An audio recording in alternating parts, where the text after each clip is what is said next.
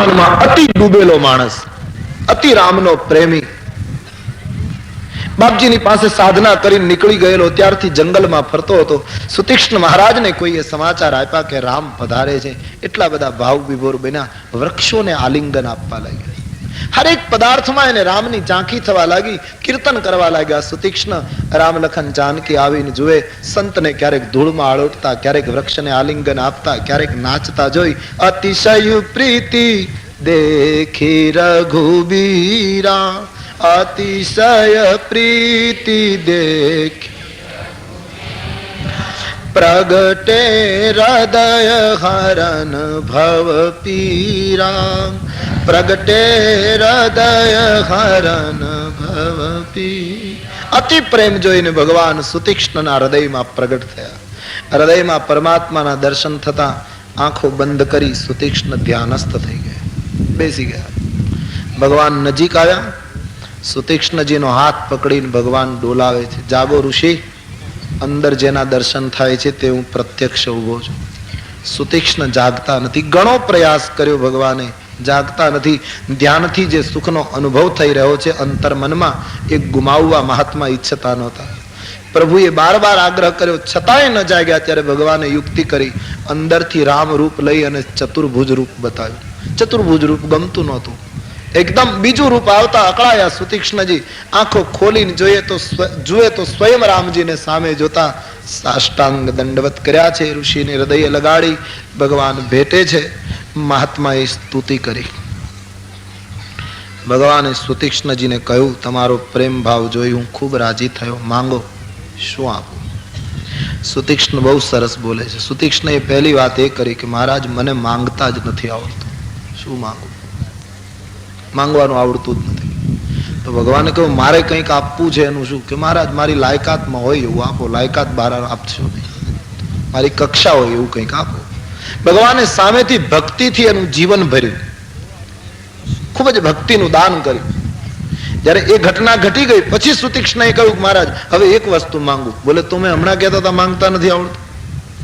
બોલે, મહારાજ એક વસ્તુ જોઈએ છે. શું? તમે બધું આપ્યું પણ એક વસ્તુ ખાસ મારે જોઈએ. ભારતનો ઋષિ છે ને, કહ્યું મહારાજ મારા જીવનને અભિમાનથી ભરી દો. બોલે, અભિમાન? લોકો તો અભિમાનથી મુક્તિ માંગે. ઉત્તરકાંડમાં તો એમ લખ્યું, સકલ શોકદાયક અભિમાન. અભિમાન બધા શોકનો દાતા છે ને તમે અભિમાન માંગો? બોલે, હા પ્રભુ, મારું જીવન ઠાસી ઠાસીને અભિમાનથી ભરી દો. પણ કયો અભિમાન? અસ અભિમાન જાય જની ભોરે, મેં સેવક રઘુપતિ પતિ મોરે. મહારાજ મારા જીવનમાંથી એવું અભિમાન ક્યારેય જવું ન જોઈએ કે હું રામનો સેવક છું અને રામ મારા માલિક છે, હું રામનો દીકરો છું. આવું અભિમાન કેટલું સુંદર ભારતીય ગૌરવ છે. આવી ખુમારી તો પ્રત્યેક માણસમાં હોવી જોઈએ. ક્યાં કંગાલિયત ન ચાલે. અમે તો કાંઈ નહીં, અમે તો આમ નહીં, એવું રોતલ વેળા એમાં તો એમ હોવું જોઈએ હું કૃષ્ણનો દીકરો છું, હું ગીતાનું દૂધ પીને મોટો થયો છું, હું ગંગા વહે છે એ દેશમાં જન્મ્યો છું, મારો બાપ હિમાલય છે. આવું એક ગૌરવ હોવું જોઈએ માણસમાં. એક અસ્મિતા, એક ગૌરવ છે ભારતીયોનું. અસ અભિમાન જાય જની ભોરે. પ્રભુ પાસે માંગો આવું અભિમાન અમારામાં. એક જે આપણને જે પાત્ર મળ્યું છે, આપણને જે જીવન મળ્યું છે જે દેશમાં, એને આપણે નિભાવવું જોઈએ, એને બરાબર દાદ આપવી જોઈએ. સરસ માંગણી કરી. પ્રભુએ તથાસ્તુ કહ્યું છે. અને પછી ભગવાન આગળ ચાલવા ગયા તો સુતીક્ષ્ણએ કહ્યું, પ્રભુ ઘણા દિવસથી હું ગુરુની પાસે નથી ગયો. થોડે આગળ મારા ગુરુજીનો આશ્રમ છે, અગસ્ત મહારાજ. પ્રભુ મેં વિદ્યાભ્યાસ કર્યો ના પછી મારા ગુરુદેવે કહ્યું કે હવે પરિભ્રમણ કરો. મને જ્યારે રજા આપી મેં કહ્યું ગુરુ દક્ષિણા શું આપું? તો કહ્યું કે અત્યારે કંઈ નથી જોઈતું, યોગ્ય સમય આવશે ત્યારે ગુરુ દક્ષિણા લઈ લઈશ. બાપજીને અભ્યાસ કરી સાધના કરીને હું પરિભ્રમણ માટે નીકળ્યો, અનુભવ માટે. ત્યારથી મેં સંકલ્પ કરેલો ભગવાન કે મારા ગુરુદેવને એવી ગુરુ દક્ષિણા આપીશ કે સંસારમાં કોઈ શિષ્ય ગુરુને ના આપી હોય. બોલે, શું? પ્રભુ એક વિનંતી છે, આપ મારી સાથે અગસ્ત મહારાજના આશ્રમમાં આવી મારા ગુરુદેવ તમારા નામનો અખંડ જપ કરે છે, એને દર્શન આપો. મારી ઈચ્છા આટલી છે, મારા ગુરુદેવને તમારું દર્શન થાય, મારી ગુરુ દક્ષિણા પૂરી થાય. ધન્ય છે એ શિષ્યને જે પોતાના ગુરુને રામ દર્શન કરાવે. અધિકારી શિષ્ય હોય તો આવું કરાવે. શિષ્ય અધિકારી હોવું જોઈએ. આપણે ત્યાં કથા છે ને કે કોઈ મહાત્માએ કહ્યું ને, દક્ષિણમાં બહુ પ્રસિદ્ધ કથા છે કે સાધુ નદીએ સ્નાન કરવા ગયા, 7 વર્ષનો છોકરો રડતો હતો. ત્યાં તો બધા બની ગયેલી ઘટના માને છે. સાધુને દયા આવી ગઈ. હજુ કોણ છે? બાપજી એક અનાથ બાળક છું, મા બાપ મરી ગયા છે, એકલો એકલો ભટકું, ભૂખ્યો છું.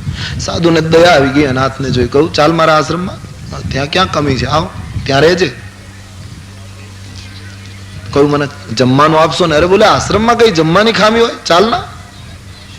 બોલે બસ મને જમવાનું જોઈએ, ખાવાનું બહુ જોઈતું હતું એ છોકરાને. સાધુ એનો હાથ પકડીને લે. સાધુને એમ કે કંઈક કમસે કમ વાતચીત કરવાનું એક પાત્ર મળ્યું, થોડી સોબત રહેશે આશ્રમમાં. એટલે સાધુ એને લઈને આવે. સાધુએ રસ્તામાં છોકરાને પૂછ્યું, તારું નામ શું? બોલે મારું નામ અઢિયો. બોલે અઢિયો? આવું તો નામ મેં ઘણું ફેર્યો, પણ આવું ક્યાંય નામ મેં જોયું જ નથી. બોલે હા અઢિયો. આમ મને ખબર નહીં કોણે નામ પાડ્યું. છોકરો કહે પરિસ્થિતિએ છોકરાને બહુ તૈયાર કરી દીધેલો. એકલો એકલો ફર્યા કરતો ને તો ઘણો તૈયાર થઈ ગયેલો. અઢિયો એટલે શું? બોલે બાબાજી હું જયારે જમવા બેસું છું ને ત્યારે મારે 2.5 શેર આટાની બાટી જોઈએ છે, એટલે પછી લોકો મને અઢિયો અઢિયો કરે છે. આટલો મારો ખોરાક છે. તો સાધુને બહુ આનંદ આવ્યો કે બડા અચ્છા નામ है तुम्हारा, चल अढ़िया मुझे भी तेरे साथ संगत रहेगी. साधु लेकर आ गए आश्रम में. અને છોકરો આટલી 7-8 વર્ષનો હતો છતાં એને રસોઈ બનાવતા આવડતું હતું. પરિસ્થિતિ માણસને બહુ હોશિયાર કરી દે. સાધુએ કહ્યું તારે અહીંયા રહેવાનું, તારે જેટલું જમવાનું એટલું જમવાનું. અઢિયો શું, બીજું નામ પાડવું હોય તો છૂટ છે, આના કરતા વધે ત્યારે. અહીંયા ભગવાનની દયા છે. પણ એક શરત પાળવાની. શું? એકાદશીનું વ્રત કરવાનું. એકાદશીનો કડક ઉપવાસ, અગ્નિ સળગાવાય નહીં, આશ્રમમાં મનાય છે. અન્ન ન લેવાય એકાદશી. અઢિયાએ કહ્યું એ મુશ્કેલી કહેવાય. બોલે એકાદશી આમ ક્યારે આવે? બોલે મહિનામાં 2 વખત આવે, 15 દિવસ. કહું જોશું, આવે ત્યારે જોશું. અઢિયાએ કહ્યું ભવિષ્યની ચિંતામાં વર્તમાન શું કામ બગાડવો, એમ માનીને ગોઠવાયો. આવેગી તબ દેખા જાયગા.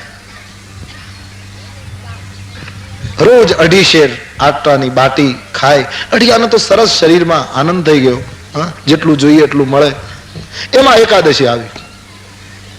ગુરુદેવે ગઈ સાંજથી કહી દીધેલું કાલે એકાદશી છે. આને ચિંતા થઈ કે આ એકાદશી કોણે ગોઠવી. એકાદશીની સુબહ ગુરુદેવે કહ્યું ભાઈ આજે ભોજન નહીં થાય, આજે ઉપવાસ. બોલે બાપજી તમે કરો ને, આપ કરો એટલે તમારી છાયામાં હાથીના પગલા બધાના પગલા. બોલે એમ નહીં હોય, એકાદશી તો બધાએ કરવી જોઈએ, વ્રત છે. બોલે પણ બાપજી મને નહીં ફાવે, મને ભૂખ્યો રાખો એના કરતા.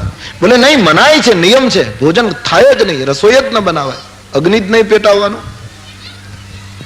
અઢિયાએ કહ્યું તો હું જાઉં. અરે બોલે હજી પહેલી એકાદશીમાં? બોલે નહીં બાપજી મને નહીં ફાવે. ઘણી જીદ કરી છોકરાએ. સંતને એમ થયું જતો રહે બરાબર નહીં. સાધુને ગમ્યું નહીં કે એક દિવસ આ માણસ નથી રહી શકતો. સાધુને જરા ગુસ્સો આવી ગયો. કહ્યું જા જમવાનું ખરું પણ આશ્રમમાં નહીં બનાવવા દઉં, સીધો લઈને તું બહાર જા, દૂર જઈને બનાવ. હા બોલે દૂર જઈને, એકાદશીના દિવસે હું બહાર બનાવીશ, તમને આશ્રમમાં તકલીફ હોય તો હું ઘણે દૂર જઈને બનાવું, નદીને કિનારે. સાધુએ ગુસ્સામાં 2.5 શેર આટો શાકભાજી ને બધું આપી દીધું. કહું જા દૂર જઈને બનાવ. નદીને કિનારે ગયો બનાવવા માટે. પણ સાધુએ એને સાદ કરીને કહ્યું એક કામ કરજે, મહેરબાની કર. શું? કે આજે તું એકાદશી તોડે છે મને ગમતું નથી, પણ હવે તું માનતો નથી, રસોઈ બનાવે પણ ઠાકોરજીને ધર્યા વગર જમીશ નહીં. બોલે ધરીશ પણ ધરવામાં કોઈ આવવાનું ખરું કે કોઈ આવે નહીં, ખાલી સંકલ્પ કરવાનો તો મને વાંધો નથી, પણ કોઈ જો હાજર થવાનું હોય તો હું એ પ્રમાણે વ્યવસ્થા કરું. બોલે ના ઠાકોર કઈ આવે નહીં, ખાલી બ્રહ્માર્પણ જ કરવાનું હોય. બડા ભોલા આદમી થા, બડા હૃદયનો બિલકુલ બાળક નિખાલસ. એ કહે છે આટો ને સબ્જી બધું લઈ ગયો અને પછી એમણે બાટી બનાવી 2.5 શેર આટાની ને શાકભાજી વગેરે એને બધું બનાવીને તૈયાર કર્યું. પણ છોકરો ઈમાનદાર. વૃક્ષની નીચે થાળી ઢાંકી ગુરુએ કહેલું પાળ્યું. ઠાકોરજીને બોલાવ્યા. ગુરુના ઠાકોર એટલે મારો તો કાંઈ તમારી સાથે સીધો સંબંધ છે નહીં, તમે ગુરુના ઠાકોર છો અને તમે પધારો, ભોજન સ્વીકારો. આમ 2-4 વખત ભાવથી બોલ્યો. અને ભગવાન રામજીને એમ થયું કે આટલા પ્રેમથી બોલાવે છે, મારે જવું જોઈએ. અને સરકાર સાકેત છોડીને દોડ્યા. ભગવાન રામજી સારંગ પાણી આવ્યા છે. અઢીઓ બાર બાર બોલે છે, ગુરુના ઠાકોર પધારો, પ્રસાદ સ્વીકારો, ગુરુદેવની ઈચ્છા છે એ પૂરી થાય. આમ બે ચાર વાર બોલે, ભગવાન આવી ગયા. અઢીઓ આંખ ખોલે એના પહેલા ઉપરથી વસ્ત્ર લઈ પ્રભુએ શરૂ કરી દીધેલું. આંખ ખોલીને અઢિયાએ જોયું અને કોઈને જમતા જોઈને એકદમ અકળાઈ ગયો કે આપ કોણ છો, આપનો પરિચય? બોલે તેમ બોલાવ્યું મને હમણાં, હું ગુરુનો ઠાકોર. પણ ગુરુજી તો એમ કહેતા હતા કોઈ આવવાનું નહોતું અને તમે સીધા આવી ગયા. આવી ખબર હોત તો હું વધારે લાવત. ભગવાન ચૂપચાપ આરોગવા લાગ્યા. બોલે તે ભાવથી બોલાવ્યો છે મને, મારે જમવું જોઈએ. અને અઢિયો ગુસ્સો કરતો રહ્યો. ભગવાન આખી થાળી જમી ગયા.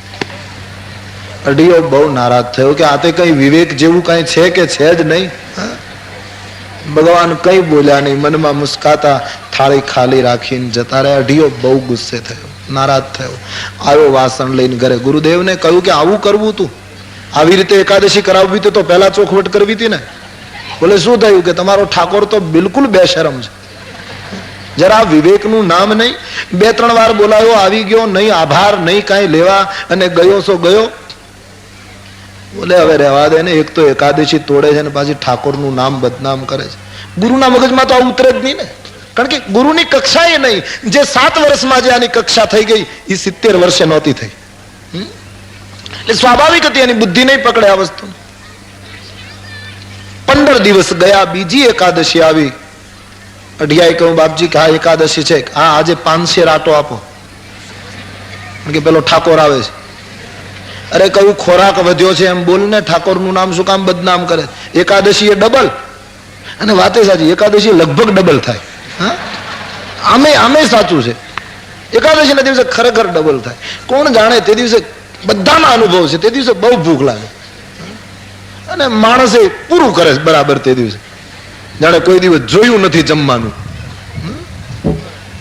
500 રાટો, આશ્રમમાં તો કોઈ કમી નહીં. 500 રાટો શાકભાજી લઈને આવ્યો, જેથી કરીને ઠાકોર આવે તો એનો ભાગ સુરક્ષિત રહે. ભોજન તૈયાર કર્યું, થાળી ઢાંકી. ગુરુદેવના ઠાકોર પણ બોલાવે પ્રેમથી, અંદરથી બોલાવે. ગુરુદેવના ઠાકોર, એને પૂરેપૂરો વિશ્વાસ હવે કે હવે તો ઠાકોર આવશે એ નક્કી. એને ભાવથી 3-4 વાર કહ્યું ગુરુદેવના ઠાકોર પધારો. રામજી તૈયાર થયા. સીતાજીએ કહ્યું મહારાજ ગઈ એકાદશી એ તમે બહાર અને આ વખતે બહાર ક્યાં જાઓ છો? બોલે એક ભગત બોલાવે છે, એક છોકરો બાળક 7-8 વર્ષનો બોલાવે છે એટલે જાઉં છું. સીતાજી કહ્યું હું આવું કે હા આજ છે વધારો? વાંધો નથી. તેથી સીતાજીને સાથે લઈ રામભદ્ર પધાર્યા છે. પણ જાનકીને કહ્યું ચૂપચાપ જમવા માંડવાનું. બોલે ઠીક હે. ગુરુદેવના ઠાકોર પધારો એમ બોલતો હતો. વસ્ત્ર હટાવી સીતારામજી ભોજન કરવા લાગ્યા. અઢિયાએ આંખ ખોલીને ચોંકી ગયો. ઠાકોર આ કોણ? બોલે મારા પત્ની છે. એટલે કે તમે પરણેલા પણ છો? તો ગઈ એકાદશી ચોખવટ કરવી તેને પરેશાન શું કામ કરો? એક માટેની વ્યવસ્થા હતી, એમાંથી 2 ની કરીને એમાં પાછા પત્નીને લઈ આવ્યા. શરમાવું જોઈએ તમારે. સીતાજીને થયું કે મહારાજ આટલું બધું અપમાન સહન કરીને કે નહીં, આમાં ચૂપચાપ જમ્યા જ કરો, આમાં બોલાય નહીં. પ્રાર્થના કરી કરીને તો બધા જમાડે છે, પણ ગાળો દેતો દેતો જમાડે એવા એક માણસ મળ્યો છે, ખાને લગો.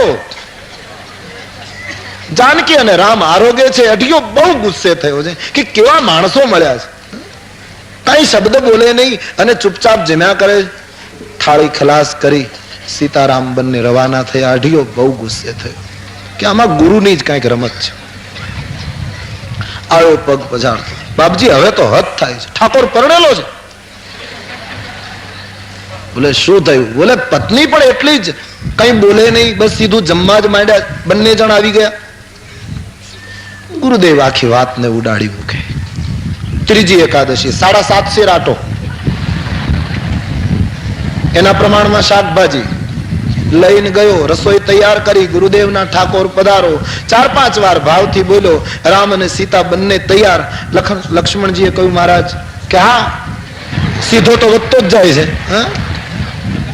બધી જગ્યાએ લક્ષ્મણજીએ કહ્યું સાથે એના જમવામાં. બોલે ચાલ. પણ રામજીએ લખન સાથે ખાસ કડક સૂચના આપી કે તારો સ્વભાવ બહુ ઉગ્ર છે, પેલો ગાળો પણ દે છે, માટે અહીંયા બાણ નહીં, ચૂપચાપ જમી લેવાનું. બોલે ઠીક હે મારા.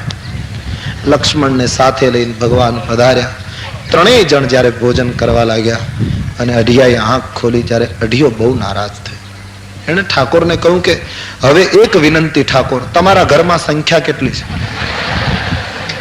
મને ખબર પડવી જોઈએ કે મારે રાશન કેટલું. આમાં તમે દર વખતે એક એક જણ વધો છો એટલે સમજો છો શું? તમે કોઈ એકાદશી નથી કરતા? ગુસ્સો થયો ઠાકોર ઉપર કે ગુરુ તો તમારું નામ લઈ લઈને એકાદશી દર 15 દિવસે નિર્જળા કરે અને તમારે કઈ એકાદશીની સાથે લેવા દેવા નથી, જેટલા હોય એટલા બધા આવો છો. ભગવાને લખનની સામે કહ્યું ચૂપચાપ ખાવા જ માંડજે, હજી તો આ કેટલું બોલશે. થાળી ખલાસ. અઢિયો બહુ જ ગુસ્સામાં પાછો આવ્યો ગુરુદેવની પાસે. દર એકાદશીએ નૂતન ફરિયાદ ગુરુ લક્ષ્યમાં લેતા નથી. ચોથી એકાદશી 10 શેર આટો, એના પ્રમાણમાં શાકભાજી લઈ ગયો, રસોઈ તૈયાર કરી અને પાછો ઈમાનદાર ખરો, ઠાકોરને બોલ્યા વગર રહે નહીં, બોલાવે ખરો, એ ઈમાનદારી ન ગઈ. થાળ ઢાંકીને વળી ગુરુદેવના ઠાકોરને સાદ કર્યો. રામ લખન વૈદેહી તૈયાર. હનુમાનજીએ કહ્યું મહારાજ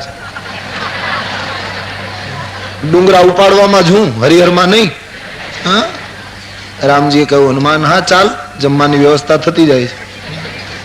આજ હનુમાનજીને સાથે લીધા છે.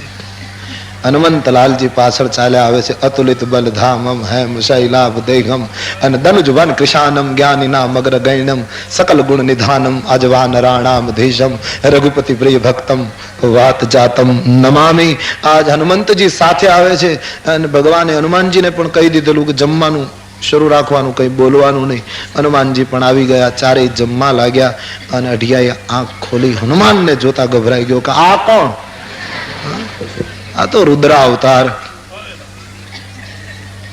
ઠાકોરજીને કહ્યું કે આ મારો સેવક છે, આમ તો ફળ ફૂલ જ ખાય છે પણ આજ ખાશે, આજ જમશે. અઢિયો ગભરાઈ ગયો. ઓહ, કઈ બોલ્યો નહીં. જોઈ લઈશ આવતી એકાદશી. ગુસ્સે થઈ ગયો પ્રભુ, કઈ બોલ્યો જ નહીં આ વખતે. ભગવાન સમજી ગયા કે આ માણસના મનમાં કઈક બીજું ફર્યું છે. જમીન ચારે જતા રહ્યા. 5મી એકાદશી 12.5 શેર આટો આવ્યો, શાકભાજી લાવ્યો, પણ આ વખતે રસોઈ ન બનાવી, બધો કાચો માલ ઢાંકીને બેઠો.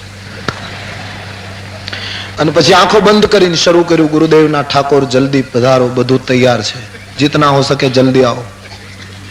રામ લખન વૈદેહી હનુમંતજી બધા. આજ રામ સમજી ગયા કે આજ બધું કાચું જ છે, પણ 4 એકાદશી થી જેને ભૂખ્યો રાખ્યો છે, હા, એને 5મી એકાદશી હવે કેમ ભૂખ્યો રાખવો? રામજી તૈયાર થયા, વૈદેહી લખન હનુમંતજી ચારેય તૈયાર આવ્યા. કપડું ઊંચું કરીને જોયું. ભગવાને કહ્યું અઢિયા આજે બધું કાચું કેમ? કે હવે દર એકાદશી આમ જ થશે, કારણ કે તમારે ને મારે બહુ પરિચય નથી. આ તો 4 એકાદશી નો પરિચય. તમને કેવી રસોઈ ફાવે ન ફાવે, તમારા પત્નીને વધારે અનુકૂળ હોય કે તમે કેવું જમો છો, એટલે સીતાને કહો રસોઈ બનાવે, આ લક્ષ્મણને કહો લાકડા લાવે, અને આ પવન પુત્ર છે એને કહો અગ્નિ પ્રગટાવે. થાળી તૈયાર થઈ જાય ત્યારે 2.5 શેરના આટાની મારી બાટી જુદી કરી હું સામે બેઠો છું ત્યાં કહેજો, હનુમાન આપી જાય અને પછી તમને ફાવે એમ ખાવાની છૂટ છે. હું બેઠો છું, મને ત્યાં ધરી જાજો. હા, લક્ષ્મણજી કહ્યું મહારાજ છોડો ને. બોલે નહીં, હવે ન જવાય. સીતાજીએ કહ્યું મહારાજ તૈયારી કરો. લખનજી કાષ્ટ લાવે, હનુમાનજી અગ્નિ પ્રગટાવે અને આજ જગતની માં જાનકી રસોઈ બનાવે. રાઘવેન્દ્ર ઉભા. અઢિયો આજ બિલકુલ આરામમાં, બિલકુલ બેફિકર. મારી થાળી જુદી મૂકી જજો. રસોઈ તૈયાર થઈ. રામજી અઢિયાને બોલાવ્યો. આમાં બોલે હું ત્યાં નહીં આવું, તમે થાળી આપી જાઓ. અરે કહું ભાઈ તું આવતો સહી. બહુ આગ્રહ કર્યો. આવ્યો શું છે? બોલે અત્યાર સુધી તો તું ભોજન તૈયાર કરતો હતો એટલે તું ઠાકોરને બોલાવતો હતો એટલે અમે આવતા હતા, પણ આજે અમે રસોઈ બનાવી છે તેથી અમારે અમારા ઠાકોરને બોલાવવો પડે. બોલે પાછા તમારે ઠાકોર હોય? બોલે હા, એ તો ક્રમ છે, એ તો હોય જ. બોલે જેને બોલાવો એને બોલાવો, મારી થાળી પહેલા જુદી કરીને પછી બોલાવો, કારણ કે મને બહુ વિશ્વાસ નથી હવે તમારા ઉપર. તમે જો આમ હો તો તમારો ઠાકોર ભગવાન જાણે શું હોય. બોલે નહીં, એમ જુદું પાડવું, અનાજ વેચવું એ બરાબર નહીં. ઠાકોર આવ્યા પછી બધું. બોલે પણ મારી થાળીને કઈ ન થવું જોઈએ. બોલે તું શાંત રહે.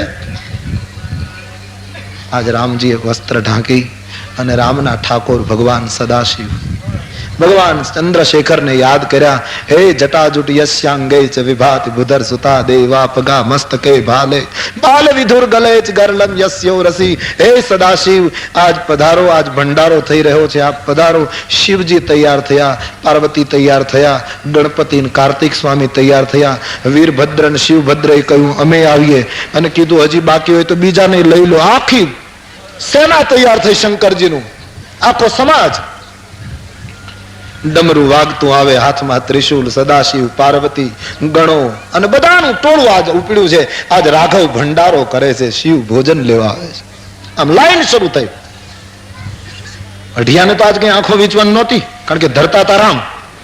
એમણે જોયું નામ લાઈન જોઈ અને એમ તો ખલાસ, આમાં કઈ આપણો પત્તો આનો ઠાકોર તો કોણ જાણે કેટલા છે કઈ સમજાતું નથી, અને આનો ખોરાક કેટલો હશે ભગવાન જાણે, કારણ કે એક એક નો વેશ જોઈ અઢિયો ગભરાયો. ખલાસ. ભગવાન શિવજી આવ્યા, રામજીએ પૂજન કર્યું. શિવજી શિવ અને શિવાને બેસાડ્યા, ગણેશ કાર્તિકને બેસાડ્યા. પંગત પડી ગઈ, રામજી બેઠા, બધા બેઠા. રામજીએ સીતાજીને કંઈક કહી દીધું, ઈશારા કે તમારે પીરસવાનું. અઢિયાને કહ્યું તું બેસ જા. દૂર બેઠો અઢિયો, જાણે અભડાતો હોય એનાથી. હું અહીંયા બેસીશ, ત્યાં આપી જજો. ભગવાનનો સીતાજીને ઈશારો, બધાને પાત્રો અપાયા. પણ સીતાજી રામના ઈશારા પ્રમાણે પહેલા શિવજીને, પાર્વતીને, શિવગણોને પીરસે છે, પછી હનુમાનજીને, લખનને, રામજીને. અઢિયાને છેલ્લે પીરસવાનું નક્કી કર્યું. હવે પીરસે છે એવી રીતે કે અઢિયા પાસે જાય તો બહુ બચે નહીં, અને અઢિયાનો જીવ બળે. કમાલ છે. સામગ્રી મારી અને પીરસાય છે પહેલા બીજાને. બહુ ગભરાય, અકળાયેલો છે. બધાને પીરસતા પીરસતા રામજીની ઈચ્છા પ્રમાણે એક જ કવલ ખોરાક, એક જ કોળિયો બાકી રહ્યો. જ્યારે એ અઢિયાની થાળીમાં પીરસ્યો સીતાજી. અઢિયાએ થાળીને ધક્કો માર્યો, મારે 11 છે, એ તો તમે નથી રહેતા, હું એકાદશી કરું, લઈ જાઓ થાળી પાછી. રસોઈ મારી, સામગ્રી મારી, અને બધાને આટલું આટલું, મને એક કોળિયો. 4 એકાદશી નથી જમ્યો, 5મી નથી તોડવી, ખાવ તમે. બહુ ગરમ થયો આજ. સીતાજીને મનમાં મનમાં આંસુ આવે. બોલે અમારી રસોઈ જરા ચાખ તો કરે, પણ બોલે શું ચાખે, બધાને આટલું આટલું, મને આટલું, આમાં ચાખે શું? રામજી કહ્યું ભાઈ તું જરા આમ ચાખે તો સહી. બહુ જ આગ્રહ કર્યો છે, અને અઢિયાએ સીતાજીનો પીરસેલો એક કોળિયો જ્યારે મુખમાં મૂક્યો, અને ઉદરમાં મૂકતા જ એક જન્મની ભૂખ નહીં, જન્મ જન્માંતરની ભૂખ ખલાસ થઈ ગઈ. આજ તો જગદંબાના હાથનો પ્રસાદ ઉદરમાં જતા જ માનો શક્તિપાત થઈ ગયો. અરે ગમે તે ગણો, કાંઈક ક્રાંતિ ઘટી. અઢિયો નાચવા લાગ્યો છે, બ્રહ્મ તત્વનું ભાન થઈ ગયું. આંખમાં પ્રેમાશ્રુ છલકાઈ ગયા. રાઘવને પ્રાર્થના કરી કે હે ગુરુદેવના ઠાકોર, એક વિનંતી, 4 એકાદશીથી હું ભૂખ્યો રહ્યો છું, અને આજ 5મી એકાદશીએ એક વિનંતી કરું છું. હું થોડી વારમાં આશ્રમથી આવું, ત્યાં સુધીમાં જો તમે અહીંથી જાઓ તો તમને દુહાય છે. ભગવાન સમજી ગયો કે આણે આપણને પકડ્યા, તમારા ઠાકોર નહીં જવા ન દેશો. મેં અભી આયા. અઢિયો દોડતો આવ્યો આશ્રમમાં. ગુરુદેવને કહ્યું બાપજી ચાલો દર્શન કરવા હોય તો. તમારા ઠાકોરને તો બતાવું, પણ એના ઠાકોરને બતાવું. 70 વર્ષથી તમે ઘંટડી વગાડો છો, થાળ ધરો છો, કોઈ દિવસ ભગવાને ખાધું નહીં હોય, પણ આજ બધા જમે છે, અને આજ બધાના દર્શન કરાવું. ગુરુ કહે હવે પરેશાન મત કર, શું કામ હેરાન કરે છે, એક તો એકાદશીનું વ્રત. બોલે બાપજી મારા ઉપર વિશ્વાસ કરો, એક વાર આવો. બહુ જ આગ્રહ કર્યો. ગુરુદેવને લઈને અઢિયો ગયો છે. ગુરુદેવને સામે બતાવ્યું કે જો, અને શિષ્યને લીધે આજ ગુરુદેવને રામ અને શિવ બંને દર્શન આપવા પડ્યા છે. સીતા રામ, શિવ શિવા, હનુમંતલાલજી, લખનજી, ગણપતિ, કાર્તિક સ્વામી, આ બધાને જોઈ ગુરુદેવની આંખ ભીંજાય. કથા એમ કહે છે કે પ્રભુને પગે લાગતા પહેલા ગુરુએ અઢિયાને દંડવત કર્યા છે. આજ તે મને ધન્ય બનાવી દીધું. અધિકારી શિષ્ય ગુરુને પ્રભુ સુધી લઈ જાય. અધિકારી શિષ્યમાં એ શક્તિ હોય. આજ સુતીક્ષ્ણ અગસ્ત્યને રામ દર્શન કરાવે છે. રામનાથ કૌશલાધીશ કુમારા, નાથ કૌશલાધીશ કુમારા, આયવું મિલન જગત આધારા, આયવું મિલન જગત. મહારાજ કૌશલાધીશ રામજી પધાર્યા છે, જગતનો આધાર આપને મળવા આવે છે. અગસ્તજીને સુતીક્ષ્ણએ પ્રાર્થના કરી, અગસ્તજી દોડ્યા છે, રામ આવે છે એમ સાંભળ્યું. રાત દિવસ જેનું ભજન કરવું જોઈએ પ્રભુ આવે. સાંભળતા અગસ્તજી દોડ્યા, રામજી દોડ્યા, અતિ ભાવથી વંદન કર્યા છે. અગસ્તના આશ્રમમાં એક રાત્રિ મુકામ. બીજા દિવસની સવારે રામજીએ અગસ્ત ઋષિને પૂછ્યું, બાપજી, રાક્ષસોનો વિનાશ કઈ રીતે કરવો એનો મને મંત્ર આપો. રસ્તો ભરદ્વાજજીને પૂછ્યો, ક્યાં રહેવું એ જગ્યા વાલ્મીકીને પૂછી, આસુરી વૃત્તિના વિનાશનો મંત્ર અગસ્તજીને પૂછ્યો. બે ત્રણ કારણો હતા.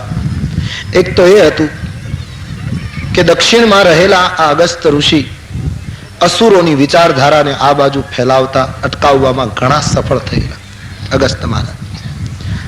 એટલે કે જે એક ઋષિ આટલા રાક્ષસોને આ બાજુ આવતા અટકાવે છે એવા મહાત્માને જ રાક્ષસ વિનાશનો મંત્ર પૂછી શકાય. યોગ્ય વ્યક્તિ હતી. બીજું કારણ, પૌરાણિક દ્રષ્ટિએ અગસ્તજી 3 અંજળીમાં સાગર પી ગયેલા પુરુષ છે અને તેથી લંકા ઉપર ચડાઈ કરતા પહેલા વચ્ચે સાગર પડ્યો છે અને તેથી સાગરને પી જનારને જ પૂછવું જોઈએ કે અસુર ઉપર પ્રહાર કેમ કરવો. માટે મને મંત્ર બતાવો. અગસ્તજી હસે, મહારાજ, ભ્રકુટી ભંગમાં બ્રહ્માંડનો નાશ થાય, ખુદ કાળ તમારી પાસે કાપે, એને મારે મંત્ર બતાવવા પડે, છતાંય આપે પૂછ્યું છે તો વાણીની પવિત્રતા માટે કહું, એક કામ કરો સરકાર, અહીંથી આગળ જાઓ, દંડિકા રહીને આવશે. ગોદાવરી નામની નદી વહે છે, પંચવટી નામનું સ્થાન છે. પ્રભુ મહાત્માઓના શાપને લીધે જંગલમાં વસંત ઋતુ આવતી જ નથી, પાનખર જ રહે છે. સંતોના શાપને તોડી અને ત્યાં મહારાજ વસંત નિર્માણ કરો, મહાત્માઓના ઉગ્ર શાપને હરો અને ત્યાં પુનઃ ચેતનતા પ્રગટાવો. રામજીને વાત પંચવટીની કરી. રામજી આનંદિત થયા, અગસ્તજીને વંદન કરી પંચવટી તરફ આગળ વધ્યા. ગીધરાજ સે ભેટ ભઈ અને બહુ વિધિ પ્રીતિ દઢાઈ. રસ્તામાં જટાયુ મળે છે. ભગવાન રામજીએ જટાયુની સાથે ભેટ કરી, એની સાથે દોસ્તી બાંધી, ગીધનો સ્વીકાર કર્યો. આ રામની સંસ્કૃતિ.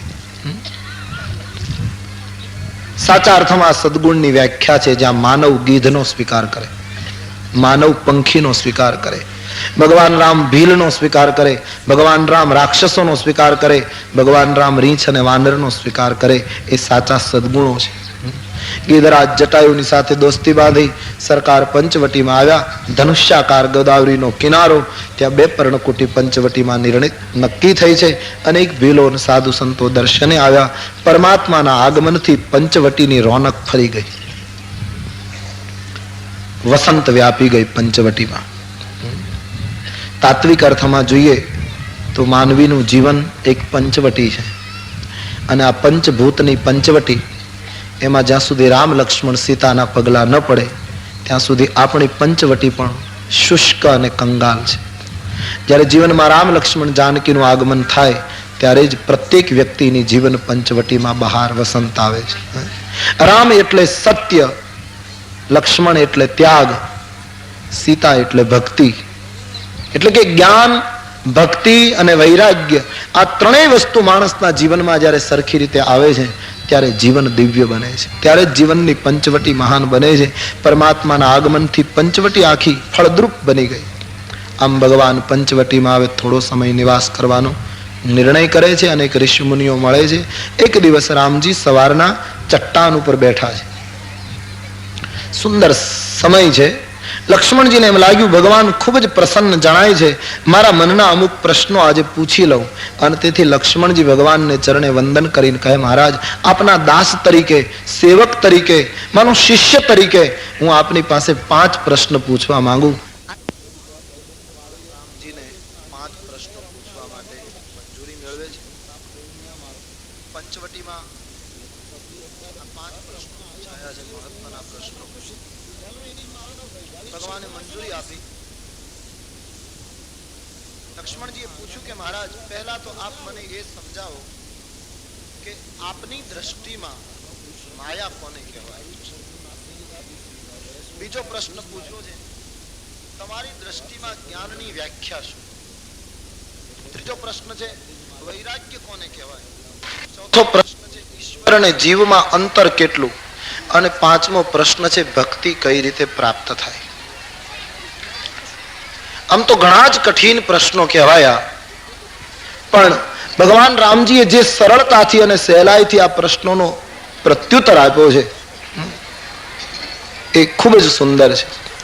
અને સંતો કહે છે ને કે કઠિનમાં કઠિન તત્વજ્ઞાનને અતિ સરળ બનાવીને સમજાવી દે એનું નામ સાધુ પુરુષ.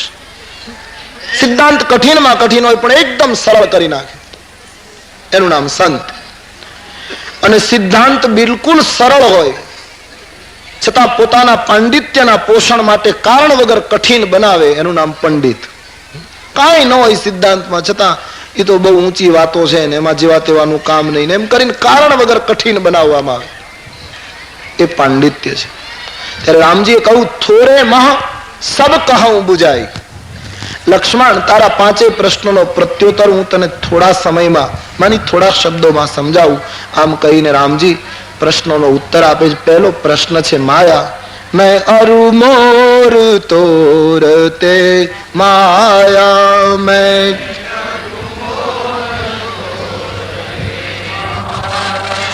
जीन बस किन्ने जीवनी काया जीन बस किन्ने जी गो गो चर जहाँ लगी मन जाई गो गो चर जहाँ लगी सो सब माया जाने हूँ भाई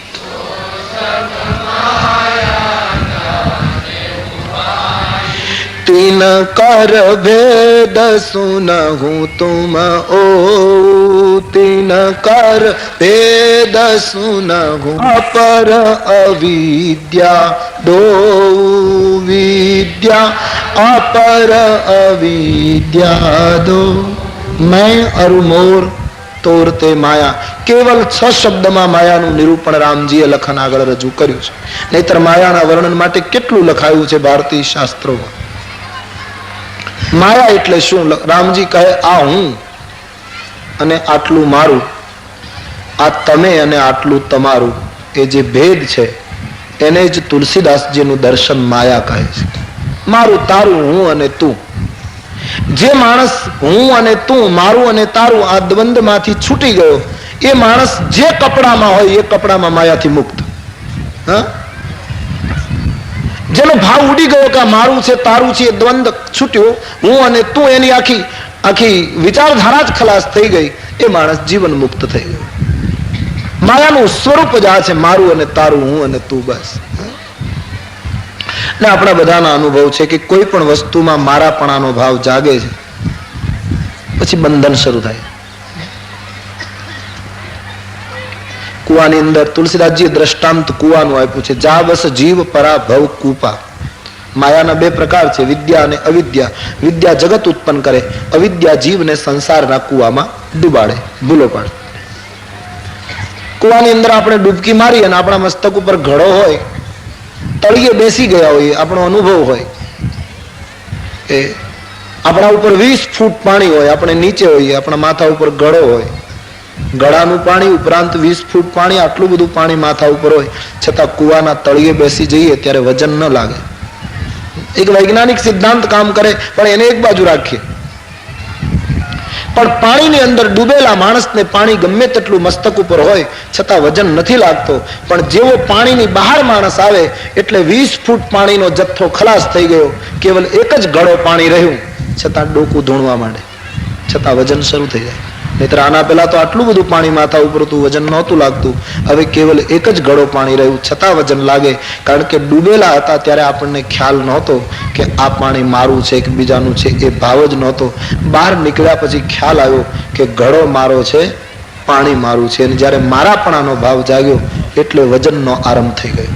સિદ્ધાંતના રૂપ કોઈ પણ વસ્તુમાં આ મારું છે, આ તમારું છે, એ જે દ્વૈત શરૂ થાય છે એને તુલસીદાસજી માયા કહે છે. માયા એટલે બીજું કઈ નહીં, મારું અને તારું.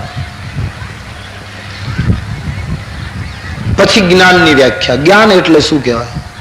બહુ સરસ વ્યાખ્યા. મોટે ભાગે મારી તમારી જ્ઞાનની વ્યાખ્યા ખરેખર જુદી જ છે. આપણે બહુ સરસ બોલી શકે, બહુ સારી વાતો કરી શકે, સરસ રીતે રજૂઆત કરી શકે, ઘણું યાદ રાખી શકે, એટલે લોકો એમ કહે કે બહુ જ્ઞાન છે. પણ તુલસીદાસજી મનાઈ કરે છે, આ જ્ઞાનની વ્યાખ્યા નથી. મોટે ભાગે તો આપણે જે એને જ્ઞાન કહીએ છીએ ને એ તો અમુક વિષયની માહિતી છે, અમુક વિષયની માહિતી છે. માહિતીને જ્ઞાન ન મનાય. જ્ઞાન તો આખી જુદી જ ભૂમિકા છે ભાઈ. જ્ઞાન એનું નામ, જેને જ્ઞાન થયું એને દુનિયામાં કોઈ અજ્ઞાન ન દેખાય. જે સાચો જ્ઞાની થઈ ગયો એને જગતમાં કોઈ અજ્ઞાન નહીં દેખાય. પતી ગઈ વાત. એને એમ જ લાગે કે બધા મારા જેવા છે, પણ મારે ખુલી ગયું છે ને હજી આનું બંધ પડ્યું છે એટલે આને ખબર નથી. બાકી જેમ બુદ્ધને થયું ને, બુદ્ધને એ જ થયું. શું થયું? જ્ઞાનની ઉપલબ્ધિ થયા પછી એમણે આનંદને એ જ કહ્યું છે કે બધા બુદ્ધ છે જગતમાં, કોઈ અબુદ્ધ છે જ નહીં. પણ ફરક એટલો, સાધના દ્વારા મારું જ્ઞાન પ્રગટ થયું, મારો દીપ પ્રગટી ગયો છે, બીજાને હજી કાંડી લાગી નથી. દરેક લાકડામાં અગ્નિ પડ્યો છે, પણ જે લાકડામાં પ્રગટી ગયો એ બીજાની ટાઢ ઉટાડી નાખે. જેમાં પ્રગટ્યો નથી એ ઠંડી નહીં ઉડાડી શકે. બાકી અગ્નિ તો છે જ, સંભાવના તો છે. તો જ્ઞાન એટલે મોટે ભાગે મારી તમારી પાસે માહિતી છે. બહુ સરસ બોલી જવું, રજૂઆત કરી જવી, શાસ્ત્રો મગજમાં ભરીને એને પાછા બહાર કાઢવા, એને તુલસીદાસજી જ્ઞાન નથી કહેતા. બહુ સરસ વ્યાખ્યા કરી. જ્ઞાનમાન જહાં કો નાહી અને દેખત બ્રહ્મ રૂપ સબમાં. જ્ઞાનની પહેલી શરત લક્ષ્મણ, જ્યાં બિલકુલ અહંકાર નથી. અજ્ઞાનની પહેલી શરત જ્યાં જરાય અહમ નથી. બસ ત્યારે આજે મારું તમારું જ્ઞાન તો અહંકારની ગાદી ઉપર બહુ વજનદાર બની ગયા છે આપણે જ્ઞાનને લીધે. ત્યારે જ્ઞાન તો માણસને હળવો બનાવે, શાંત બનાવે, રૂપાળો બનાવે. જ્ઞાન તો ત્યારે આજ મને તમને કહેવાતું જ્ઞાન કુરૂપ બનાવી રહ્યા. જ્ઞાનીઓ કહેવાતા જ્ઞાનીઓ કેટલા જડ થતા જાય. કોઈથી બોલાવાય નહીં, કોઈથી પાસે જવાય નહીં. એ જ્ઞાન નથી. જ્ઞાન તો માણસને મસ્ત બનાવી દે, દિવ્ય બનાવી દે, મહાન બનાવી દે. તો જ્ઞાન જ્યાં બિલકુલ માન નથી, અહંકાર નથી. અને બીજી શરત, તમામ વસ્તુમાં જેને બ્રહ્મ દેખાવા માટે, એ સાચો જ્ઞાની. શાસ્ત્રમાં અને મંદિરમાં જ બ્રહ્મ દેખાય તો સમજવાનું એ કહેવાતો જ્ઞાની છે. હર પદાર્થમાં, અણુ અણુમાં જયારે બ્રહ્મ દેખાવા માંડે ત્યારે એ સાચો જ્ઞાની. ચારે બાજુ ઈશ્વર દેખાય. સિયારામમય સબ જગ જાની, ત્યારે માનવાનું સાચું જ્ઞાન શરૂ થયું. ત્યારે આપણને તો ભજનમાં દેખાય, પ્રવચનમાં દેખાય, મંદિરમાં દેખાય, સત્સંગની વાતો કરીએ એમાં દેખાય. જીવવાનું આવે ત્યારે ભૂલી જઈએ. ત્યારે આપણું જ્ઞાન આપણને ભ્રાંતિમાં નાખે છે. બધામાં ઈશ્વર દેખાય પછી ભલે ને બોલતા ના આવડે, એક સંભાવ પ્રગટ થાય. કોઈ પણ સ્થિતિ આવે એને બહુ સરખી રીતે વિવેકથી સુલઝાવી શકે. તુકારામજી કથા કરીને આવતા હતા, રસ્તામાં વૈષ્ણવો મળ્યા. તુકારામજીને કહ્યું, મહારાજ આપ તો પ્રસાદ લઈને આવતા હશો, પ્રસાદ તો આપો. સંત છે, પ્રસાદનો તો ઇનકાર ન કરે. ઘરે બાળકો ભૂખ્યા હતા તો પ્રસાદ વેચી દીધો બધા. તુકારામના પત્ની બહુ માથા ભારે હતા. તુકારામને બહુ ગાળો દેતા, મારતા. ત્યાં સુધીની વાત, તુકારામને મારતા. આટલો મોટો સંત જે વિઠ્ઠલનાથમાં એમ કહેવાય છે સદેહ સમાઈ ગયા, વિઠ્ઠલ વિઠ્ઠલ કરતા. એનું મૃત્યુ નથી થયું. જેમ મીરા દ્વારિકાધીશમાં અને ચૈતન્ય મહાપ્રભુ જગન્નાથજીમાં જેમ સદેહ સમાયા, એમ તુકારામજી સમાયા. બધો પ્રસાદ વેચી દીધો. અને પછી એક શેરડીનો સાંઠો રહ્યો. શેરડી લઈને આવ્યા તુકારામજીને, એમ કે બાળકો માંગશે તો શેરડી આપું. એ ઘરે આવી પત્નીએ તુરત જ કીધું, પ્રસાદ ક્યાં, બધી વસ્તુ ક્યાં? એટલે વૈષ્ણવો મળ્યા, વેચી દીધું. અરે કહું, તમને અક્કલ જ ના આવી. આ છોકરાઓ ભૂખ્યા બેઠા છે ને ગામમાં વેચણી કર્યા કરો છો, મોટી દાતારી કરો છો, ઘરમાં કઈ. બહુ ગુસ્સે થઈ ગઈ. તુકારામજી નીચું જોઈ ગયા. શેરડીનો સાંઠો તુકારામજીના હાથમાં લઈ તુકારામજીને મારવા લાગ્યા. શેરડીના ટુકડા થઈ ગયા. તુકારામજી નાચવા લાગ્યા. બહુ સરસ કામ કર્યું તે, મારે આમે ટુકડા કરવા હતા, તે કેટલા સરસ રીતે કરી નાખ્યા. બહુ સુંદર કામ કરતી. આનું નામ જ જ્ઞાન. બીજું છે હર સ્થિતિ में जो मुस्कुराते रहते हैं, એનું નામ જ્ઞાન. હરેક સ્થિતિને જે હળવી બનાવી શકે, દરેકમાં પ્રભુનું દર્શન કરી શકે, એ જ જ્ઞાન. આપણી પાસે તો માહિતી છે, બિલકુલ સાચી વાત. माहिती को हम लोग ज्ञान मान बैठे हैं. कितना बड़ा धोखा अपने आप को दे रहे हैं. सा विद्या या विमुक्त, विद्या वो है जो इंसान को मुक्त कर दे. बंधन में डाले वो विद्या नहीं है वो अविद्या। तो ज्ञाननी व्याख्या करी सरस। પછી વૈરાગ્યની વ્યાખ્યા બહુ સુંદર કહીએ तात સોઈ પરમ વિરાગી। લક્ષ્મણ એ માણસ પરમ વૈરાગી છે। કહ્યું કે તૃણ સમ સિદ્ધિ તીની ગુણ ત્યાગી। તણખલાના સમાન જેણે સિદ્ધિઓ છોડી દીધી અને તણખલાના સમાન જેણે ત્રણેય ગુણોને ત્યાગી દીધા। તણખલાના સમાન દ્રષ્ટાંત બહુ સરસ। બેઠા બેઠા જેમ કોઈ માણસ ખેતરમાં કે સીમમાં બેઠો બેઠો છોડી શકાય, તમો ગુણ છોડવો કઠિન। તમો ગુણ નિદ્રા, નિદ્રા લેવી એ તમો ગુણ છે। અને ગમે તેટલો મોટો માણસ હોય તો થોડુંક તો ઊંઘવાનો, અને થોડુંક ઊંઘ્યો એટલે તમો ગુણ જીવતો છે, સાબિત થયું। ત્યારે અહીં તો કયો વૈરાગી એ છે પરમ વૈરાગી। પરમ શબ્દ લगा, પરમ વૈરાગી वो है જે તમો ગુણ પણ છોડે। લક્ષ્મણજીને કદાચ એમ થયું છે કે એવો વૈરાગી તો કોણ, પણ રામજી મનમાં મનમાં વિચાર કરે કે પૂછનારો જી છે,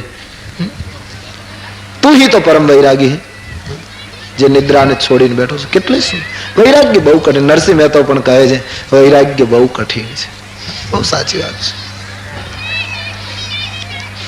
કંઈક છૂટતું હોય છે, ખબર ન હોય એમ બીજું પકડાઈ જતું હોય છે, આવું જીવનમાં બને છે। એટલે વૈરાગ્ય બહુ કઠિન છે। તુલસીદાસજીએ વૈરાગ્યની વ્યાખ્યા કરી। આમ કોઈએ આપણે ત્યાં કથાકારો રમૂજમાં કહે ને કે દામનગરના સ્ટેશનમાં મહારાજ ઉતર્યા અને કોકે 5ની નોટ પગમાં મૂકીને મગજ ગયો, જોતો નથી, પૈસાને અડાય નહીં। મહારાજ છું, શરમ આવવી જોઈએ, પૈસાને હું અડું છું? પેલો વિચારો શ્રદ્ધાળુ માણસ એને કહ્યું માફ કરજો, તો શું કરું? છેડે બાંધે, ટુવાલ રાખતા હતા ખભા ઉપર, અડવામાં તકલીફ, છેડે બાંધવામાં તકલીફ નહીં। એટલે કોઈ ને કોઈ રીતે પકડાઈ જતું હોય છે। માયાથી છૂટવું બહુ કઠિન છે। જુદી રીતે પકડાઈ જાય। હિમાલયમાં ઓછા ખાતમુહૂર્ત થાય, જેમ જેમ હિમાલય તરફ આગળ જઈએ કેટલા કેટલા મોટા મકાનો થાય છે। આપણને એમ થાય કે આ બધા સાધના ક્યારે કરતા હશે, કેટલી મોટી ઇમારતો બનતી જાય। જहाँ शंकराचार्य कहते थे करतल भिक्षा तरुतल बास, आज शंकराचार्य आवे ना तो माथू पछाड़े।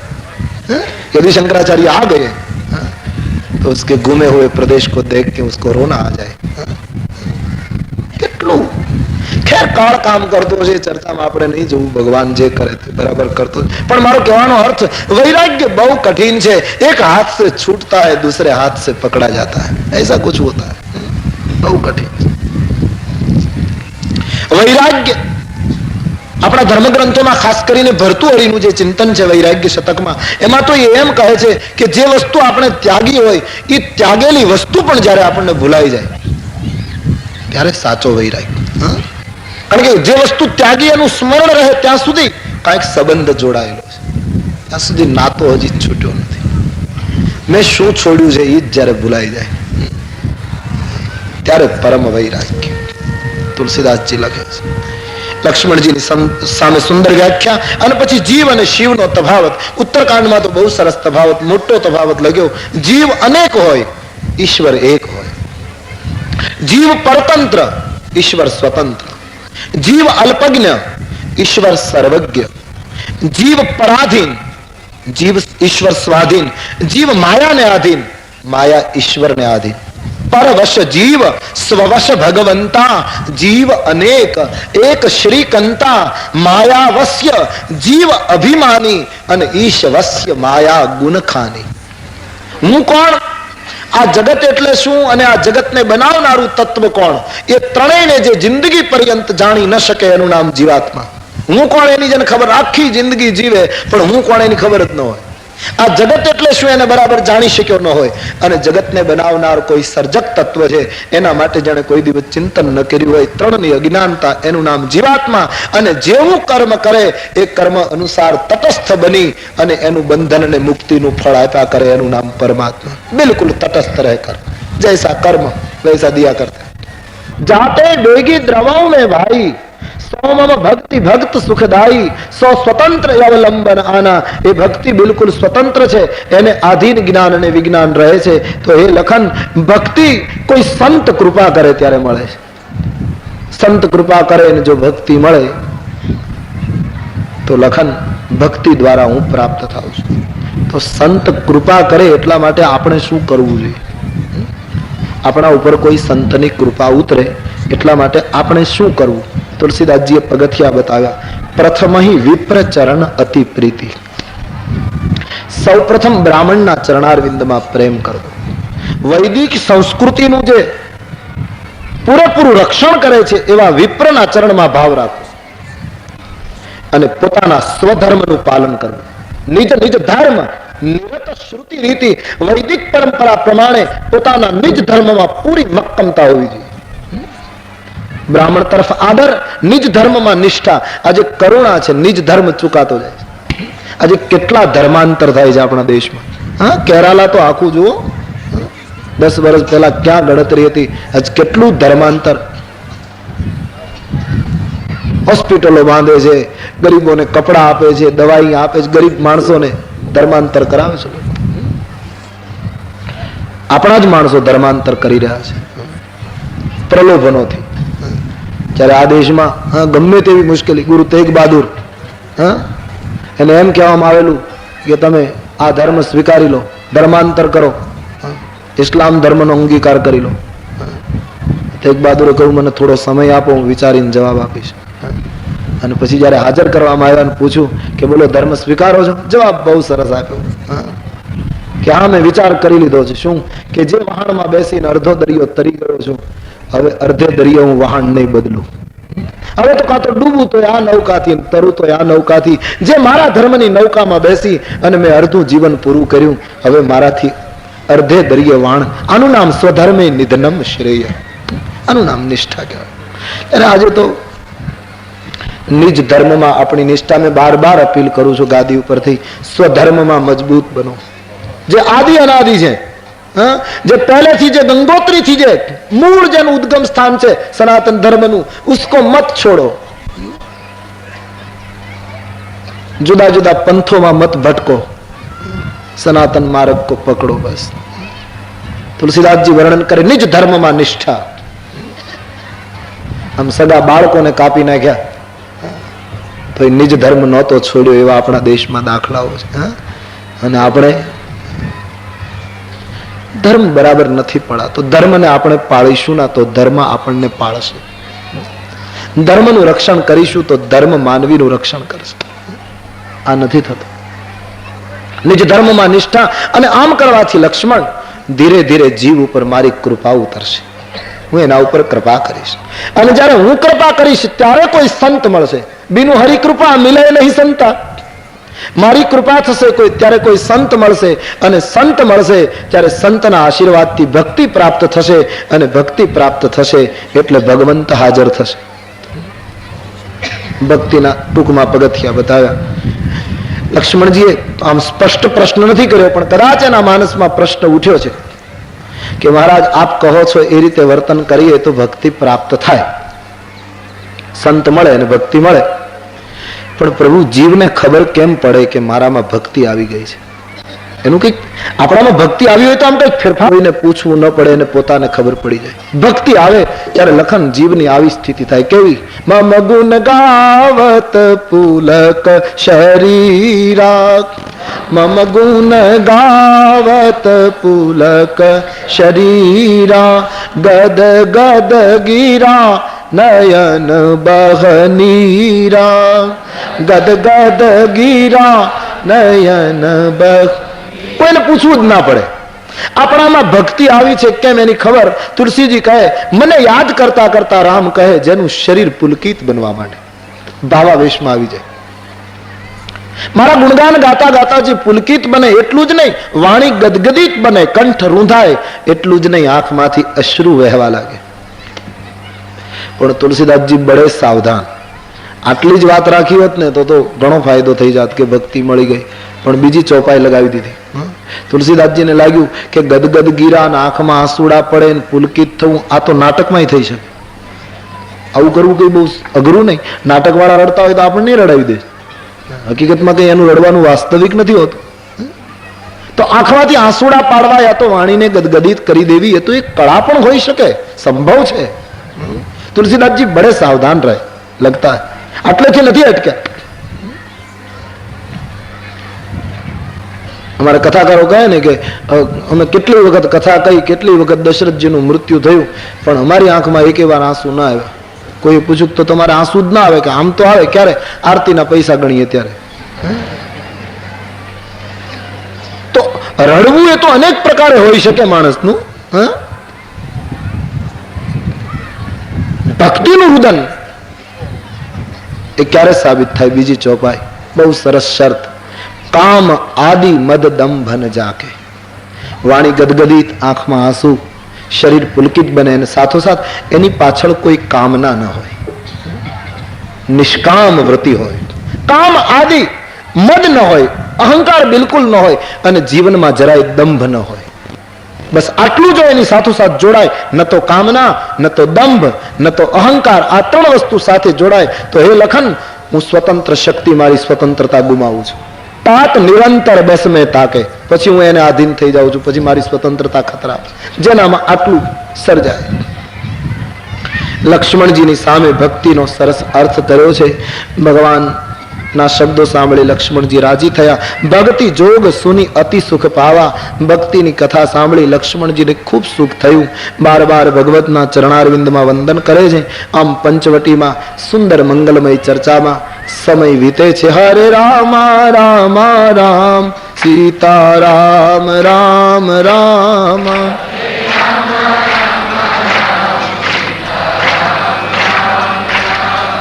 હરે રામ રામ રામ સીતા રામ રામ રામ.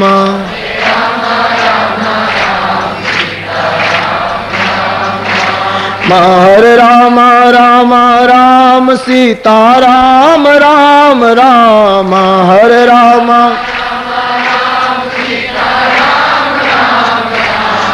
હરે રામ રામ રામ સીતા રામ રામ રામ. રાધે શ્યામ શ્યામ શ્યામ, રાધે શ્યામ શ્યામ શ્યામ. સીતા રામ રામ રામ, સીતા રામ રામ રામ, સીતા રામ રામ રામ, સીતા રામ રામ રામ. ભક્તિ અને આવા દિવ્ય પ્રશ્નોની ચર્ચા પંચવટીમાં અવારનવાર થતી રહી. તુલસીદાસજી કહે, એક દિવસ એવી ઘટના બની કે રાવણની બહેન શૂર્પણખા પંચવટી આવી. લક્ષ્મણજીને ભગવાને જ્યારે ભક્તિ યોગનું જ્ઞાન આપી દીધું, ત્યાર પછી જ શૂર્પણખા પ્રવેશ કરે છે. એવો તુલસીદાસજીનો ક્રમ આમ સાધનાની દ્રષ્ટિએ પણ ઘણો જ ન્યાયી છે. જીવ જ્યાં સુધી જાગે નહીં ત્યાં સુધી એને કોઈ મુશ્કેલી નથી. જીવ જાગે છે પછી એને મુશ્કેલી શરૂ થાય છે. અને આમ લૌકિક દ્રષ્ટિએ આપણે સૂઈ જઈએ ત્યારે આપણા સંસારના કોઈ પ્રશ્નો આપણને સતાવતા નથી. નહીતર ઘણી કુટુંબમાં મુશ્કેલી હોય, પણ સૂઈ ગયા ત્યારે બધી ખલાસ. જાગ્યા એટલે પેલું પાછી શરૂ, ફલાણું લાવવું, ફલાણું કરવું, ફલાણાને મળવું.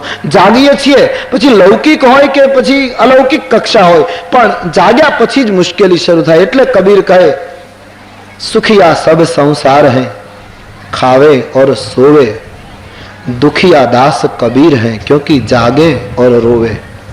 जब जागना होता है ત્યારે જ મુશ્કેલી. મીરા જાગી એટલે જ મુશ્કેલી, નરસિંહો જાગ્યો એટલે મુશ્કેલી, તુકારામ જાગ્યો એટલે મુશ્કેલી, પ્રહલાદ જાગ્યો એટલે મુશ્કેલી, વિભીષણ જાગ્યો ચરણનો પ્રહાર ખાવો પડ્યો. નહીતર એમનેમ જાગ્યો ન હોત, એમનેમ સૂતો રહ્યો હોત તો મુશ્કેલી નહોતી. જાગ્યા પછી મુશ્કેલી બધાના જીવનમાં શરૂ થાય. ત્યારે જ્યારે ભક્તિ અને જ્ઞાન દ્વારા જીવનું જાગરણ શરૂ થાય પછી કોઈને કોઈ શૂર્પણખા જીવનની પંચવટીમાં બાધા ડાલવા આવે છે. શૂર્પણખા એ તુલસીની દ્રષ્ટિએ રાગનું પ્રતીક છે, આસક્તિનું પ્રતીક છે. રાગ. આમ તો શૂર્પણખાનું જીવન સમજવા જેવું. શૂર્પણખા રાવણની બેન, એના લગ્ન પણ કરેલા રાવણે.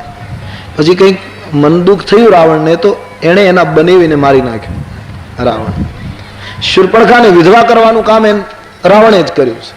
પછી બેનના પતિને મારી નાખ્યો. બેન વિધવા થઈ એટલે રડવા લાગી. એટલે રાવણે પછી એને આશ્વાસન આપવા માટે કહ્યું, તું મારી લંકામાં રહે, હું તને એક સોનાનું મકાન આપું, તારી કોઈ ચિંતા નહીં, તારે અહીં રહેવાનું. શૂર્પણખાએ કહ્યું, નહીં, મને લંકામાં એક જગ્યાએ ન ફાવે, મારે તો સતત ફરતું રહેવું જોઈએ. અરે કહું પણ હવે એકલી તું ફર્યા કરે એના કરતા લંકામાં રહે. બોલે નહીં, શૂર્પણખા રાગ છે, આસક્તિ છે, એને તમે સોનાના ઢગલામાં બેસાડી દો તો એ રાગ એક જગ્યાએ કેન્દ્રિત ન થાય, એને ભટકવું જ જોઈએ.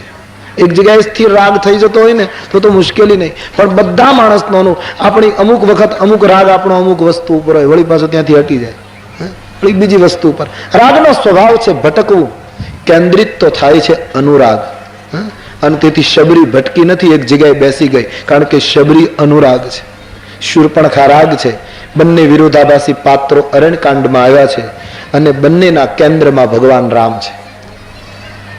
પણ ફરક એટલો, શૂર્પણખાને રામ પાસે જવું પડ્યું છે, ત્યારે શબરીની પાસે રામને જવું પડ્યું છે. રાગને ઈશ્વર પાસે જવું પડે છે, ત્યારે અનુરાગની પાસે સ્વયં પરમાત્માને જવું. ત્રીજો અર્થ કરીએ તો રાગ માંગે, અનુરાગ આપે.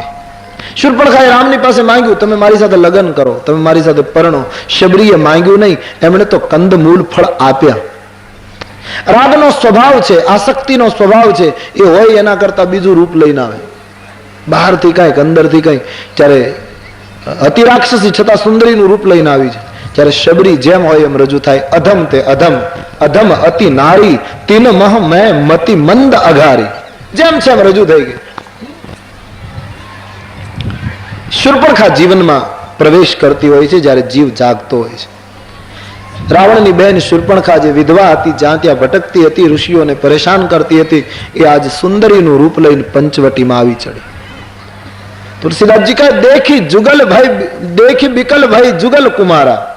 રામ લક્ષ્મણને જોઈને એકદમ વિકળ બની ગઈ, ખેંચાણી. એને થયું આટલું બધું સૌંદર્ય, રામનું રૂપ જ એવું હતું, એમાં રાક્ષસો પણ મોહિત થતા હતા, તો રાક્ષસી મોહિત થાય એમાં નવાઈશું. અને તેથી શૂર્પણખાને થયું આટલું સ્વરૂપ મેં ક્યાંય જોયું નહીં, આ સુંદરતાને મેળવવા માટે, તો એને આકર્ષિત કરવા માટે મારે સુંદરીનું રૂપ લેવું જોઈએ. તેથી માયાવી રાક્ષસીએ સુંદરીનું રૂપ લઈ, નવ યૌવનાનું રૂપ લઈ પંચવટીમાં પગલા મૂક્યા. સીતારામજી બેઠા છે, લક્ષ્મણજી પોતે. તુલસીદાસજીએ લક્ષ્મણજીને તૈયાર જ બતાવ્યા છે. વૈરાગીઓ જાગે એટલું પૂરતું નથી, એને સંયમ નિયમના બાણો પણ તૈયાર રાખવા જોઈએ. ક્યારે શૂર્પણખા આવે શું ખાતરી. તેથી લખનજી જાગે એટલું નહીં, માનસમાં લખ્યું છે સંયમ નિયમ સિલી મુખનાના. સંયમ નિયમ એ વૈરાગીઓના બાણ છે. શૂર્પણખા આવી, રામ અને સીતાજી બેઠા છે. સંક્ષેપમાં કહું, શૂર્પણખાએ આવીને રામજીની પાસે નિવેદન કર્યું, કે તુમ સામ પુરુષ નમો સામ નારી, અસ સંયોગ વિધિ રચા બિચારી. હે રાજકુમાર, આ બ્રહ્માંડમાં મેં તારા જેવો ક્યાંય પુરુષ જોયો નહીં. વાત તો સાચી, રામ જેવું બીજું કોણ હોય. પણ બીજું વાક્ય પોતા માટે, મારા જેવી આ જગતમાં કોઈ મહિલા નથી. જોકે આમ તો એ પણ સાચું કહેવાય, શૂર્પણખા જેવું બીજું કોણ હોય. એટલે ભગવાનની સામે ગયા પછી ખોટું ન બોલાય, એ સાબિત થઈ ગયું, જેમ હોય એમ જ રજૂ. તમારા જેવો જગતમાં કોઈ પુરુષ નથી, મારા જેવી કોઈ સ્ત્રી નથી, અત્યાર સુધી મને અનુરૂપ પુરુષ મળ્યો નહીં, એટલે હે રાજકુમાર, હું કુંવારી રહી છું. હવે મારી પરણવાની ઈચ્છા છે. તને જોયા પછી મારું મન કાંઈક માન્યું છે, તું મારી સાથે પરણે. કેટલું ખોટું બોલી, હું કુંવારી છું. વિધવા હોવા છતાં કઈ કુંવારી છું. શૂર્પણખાનું જીવન દર્શન જ અવળું છે. એ સત્યની આગળ અસત્ય બોલે છે અને અસત્યની આગળ સત્ય બોલે છે. રામ પૂર્ણ સત્ય, એની આગળ ખોટું બોલી કે હું કુંવારી છું. અને પેલો રાવણ પૂર્ણ અસત્ય, એની આગળ જે નીતિની વાત કરે, રાજનીતિ બીનું ધન બીનું ધર્મ. સત્યની સામે અસત્ય અને અસત્યની સામે સત્ય, એ શૂર્પણખાનું. ગીતાએ ના પાડી, ના સતો વિદ્યતે ભાવો, ના ભાવો વિદ્યતે સત. અસત્યની સામે સત્ય ને સત્યની સામે અસત્ય, એ તો કેટલી ઉટપટાંગ સ્થિતિ છે. શૂર્પણખાનું જીવન દર્શન અવળું છે. મારા સમાન કોઈ સ્ત્રી નથી, મને અનુરૂપ પુરુષ મળ્યો નહીં, એટલે હું કુંવારી રહી છું, તું મારી સાથે પરણે. હવે રામજીની બાજુમાં સીતાજી બેઠેલા અને લગ્નનો પ્રસ્તાવ આવ્યો. રામજીએ જવાબ બહુ સરસ આપ્યો. સીતાજીની સામે દ્રષ્ટિ રાખી અને પ્રત્યુત્તર શૂર્પણખાની સામું જોયું નહીં. ભગવાને જગતને બતાવ્યું, શૂર્પણખાને આંખ ન અપાય. સીતાની સામે દ્રષ્ટિ રાખી, અથવા તો રામજીને એમ લાગ્યું કે શૂર્પણખાની સામે હું જોઈશ તો મારી આંખ મળતા કદાચ બળીને ભસ્મ થઈ જશે, તો રામાયણનું એક પાત્ર તૂટશે. અથવા તો મારી આંખ મળે અને જો એને જ્ઞાન થઈ જાય તો એ રાવણને બહેકાવતી બંધ થશે. પરિણામે અવરોધ ઉભો થશે. અથવા તો જ્યાં ત્યાં આંખ ન અપાય. જ્ઞાની પુરુષોએ આંખ ભક્તિ ઉપર રાખીને જ વાત કરાય. સંસાર છે, જીવનમાં પંચવટીમાં કોઈ આસક્તિ આવે તો જ્ઞાની પુરુષોએ સીતાની સામે દ્રષ્ટિ રાખીને વાત કરવી. ભક્તિ ઉપરથી જ્ઞાનીની દ્રષ્ટિ હટી તો આસક્તિ ક્યારે પ્રહાર કરે કંઈ કહેવાય નહીં. માટે સીતા ચિતાઈ કહી પ્રભુ બાતા. દ્રષ્ટિ સીતા ઉપર અને જવાબ શૂર્પણખાને. અહાય કુમાર મોર લઘુ ભરાતા. રામજીનો પ્રત્યુત્તર, સુંદરી તમે વાત કરો છો એ બરાબર, પણ હું જેની સામે જોઈને બોલું છું એ મારા પત્ની છે, એટલે કે હું પરણેલો છું, એટલે મારાથી તો લગ્ન ન થાય. સામી કુટિયાએ મારો ભાઈ બેઠો છે, એ અત્યારે કુંવારો છે. આમ તો એ પણ પરણેલો છે, પણ અત્યારે એના પત્ની સેવા કરવામાં સાથે નથી, એટલે આપ એમની પાસે જાઓ. ઘણા લોકો કહે ભગવાન ખોટું બોલે. લક્ષ્મણ કુંવારા થોડા હતા, પણ કુમાર શબ્દનો અર્થ કુંવારા જ ન કરી શકાય. કુમાર એટલે રાજકુમાર. કવિતાનો પ્રાસ મેળવવા માટે ખાલી કુમાર. રામાયણમાં કુમાર શબ્દ અનેક વાર આવ્યો.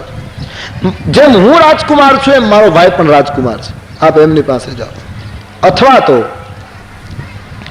કદાચ રામજી લક્ષ્મણજીને કુંવારા કહે તો એ ખોટું શું છે? જેને નારીનો ત્યાગ કરીને આવ્યા છે, નિદ્રાનો ત્યાગ કર્યો, એના જેવું કુંવારાપણું બીજો કોનામાં હોય?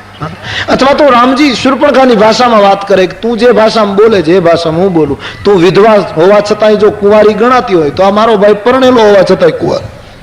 એમાં શું ખોટું? તમે એમની પાસે જાઓ.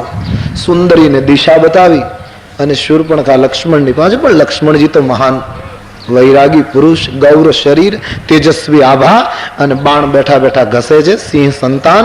તુલસીદાસજી કહે શૂર્પણખા આવી. લક્ષ્મણ ઉપર તો વધારે આકર્ષિત થઈ ગઈ શૂર્પણખા, ક્યોંકि બડા સુંદર રૂપ થા લખન કા, વૈસે ही વૈરાગી. એને એમ થયું બહુ સુંદર રાજકુમાર. આવીને કહ્યું તારા ભાઈએ મને મોકલી છે, તું મારી સાથે લગ્ન કરે, હું પરણવા આવી છું. ક્યાં મહાભારત અને ક્યાં રામાયણ, ક્યાં અમારો લખન અને ક્યાં ભીમસેન. એ આલોચના નથી કરતો, પણ કાળ કામ કરી ગયો. ક્યાં શૂર્પણખા આટલું સુંદરીનું રૂપ લઈને આવી, છતાં લક્ષ્મણજીએ કહ્યું કે સફળ ન થઈ, અને ભીમસેન પાણી ભરવા ગયો અને હિડમ્બામાં પાગલ થઈ ગયો. देखिए काल कितना काम કરી ગયા. ધર્મ યુગ અને યુગ ધર્મ. ભીમસેન કા પતન હો ગયા ના. હિડમ્બામાં વૃકોદર મોહિત થયા. કથા છે મહાભારત. ત્યારે લક્ષ્મણ બાણ ઘસતા ઘસતા પેલીએ કહ્યું તમે મારી સાથે પરણો. લક્ષ્મણજી વિચાર કરે વનમાં આવ્યા ત્યારથી મુલાકાતીઓ તો ઘણા મળ્યા, પણ લગ્નનો પ્રસ્તાવ પહેલી વાર છે. જવાબ બહુ સરસ આપ્યો. સુંદરી સુનો मैं हूं न कर दासा. ए सुंदरी હું એનો દાસ છું.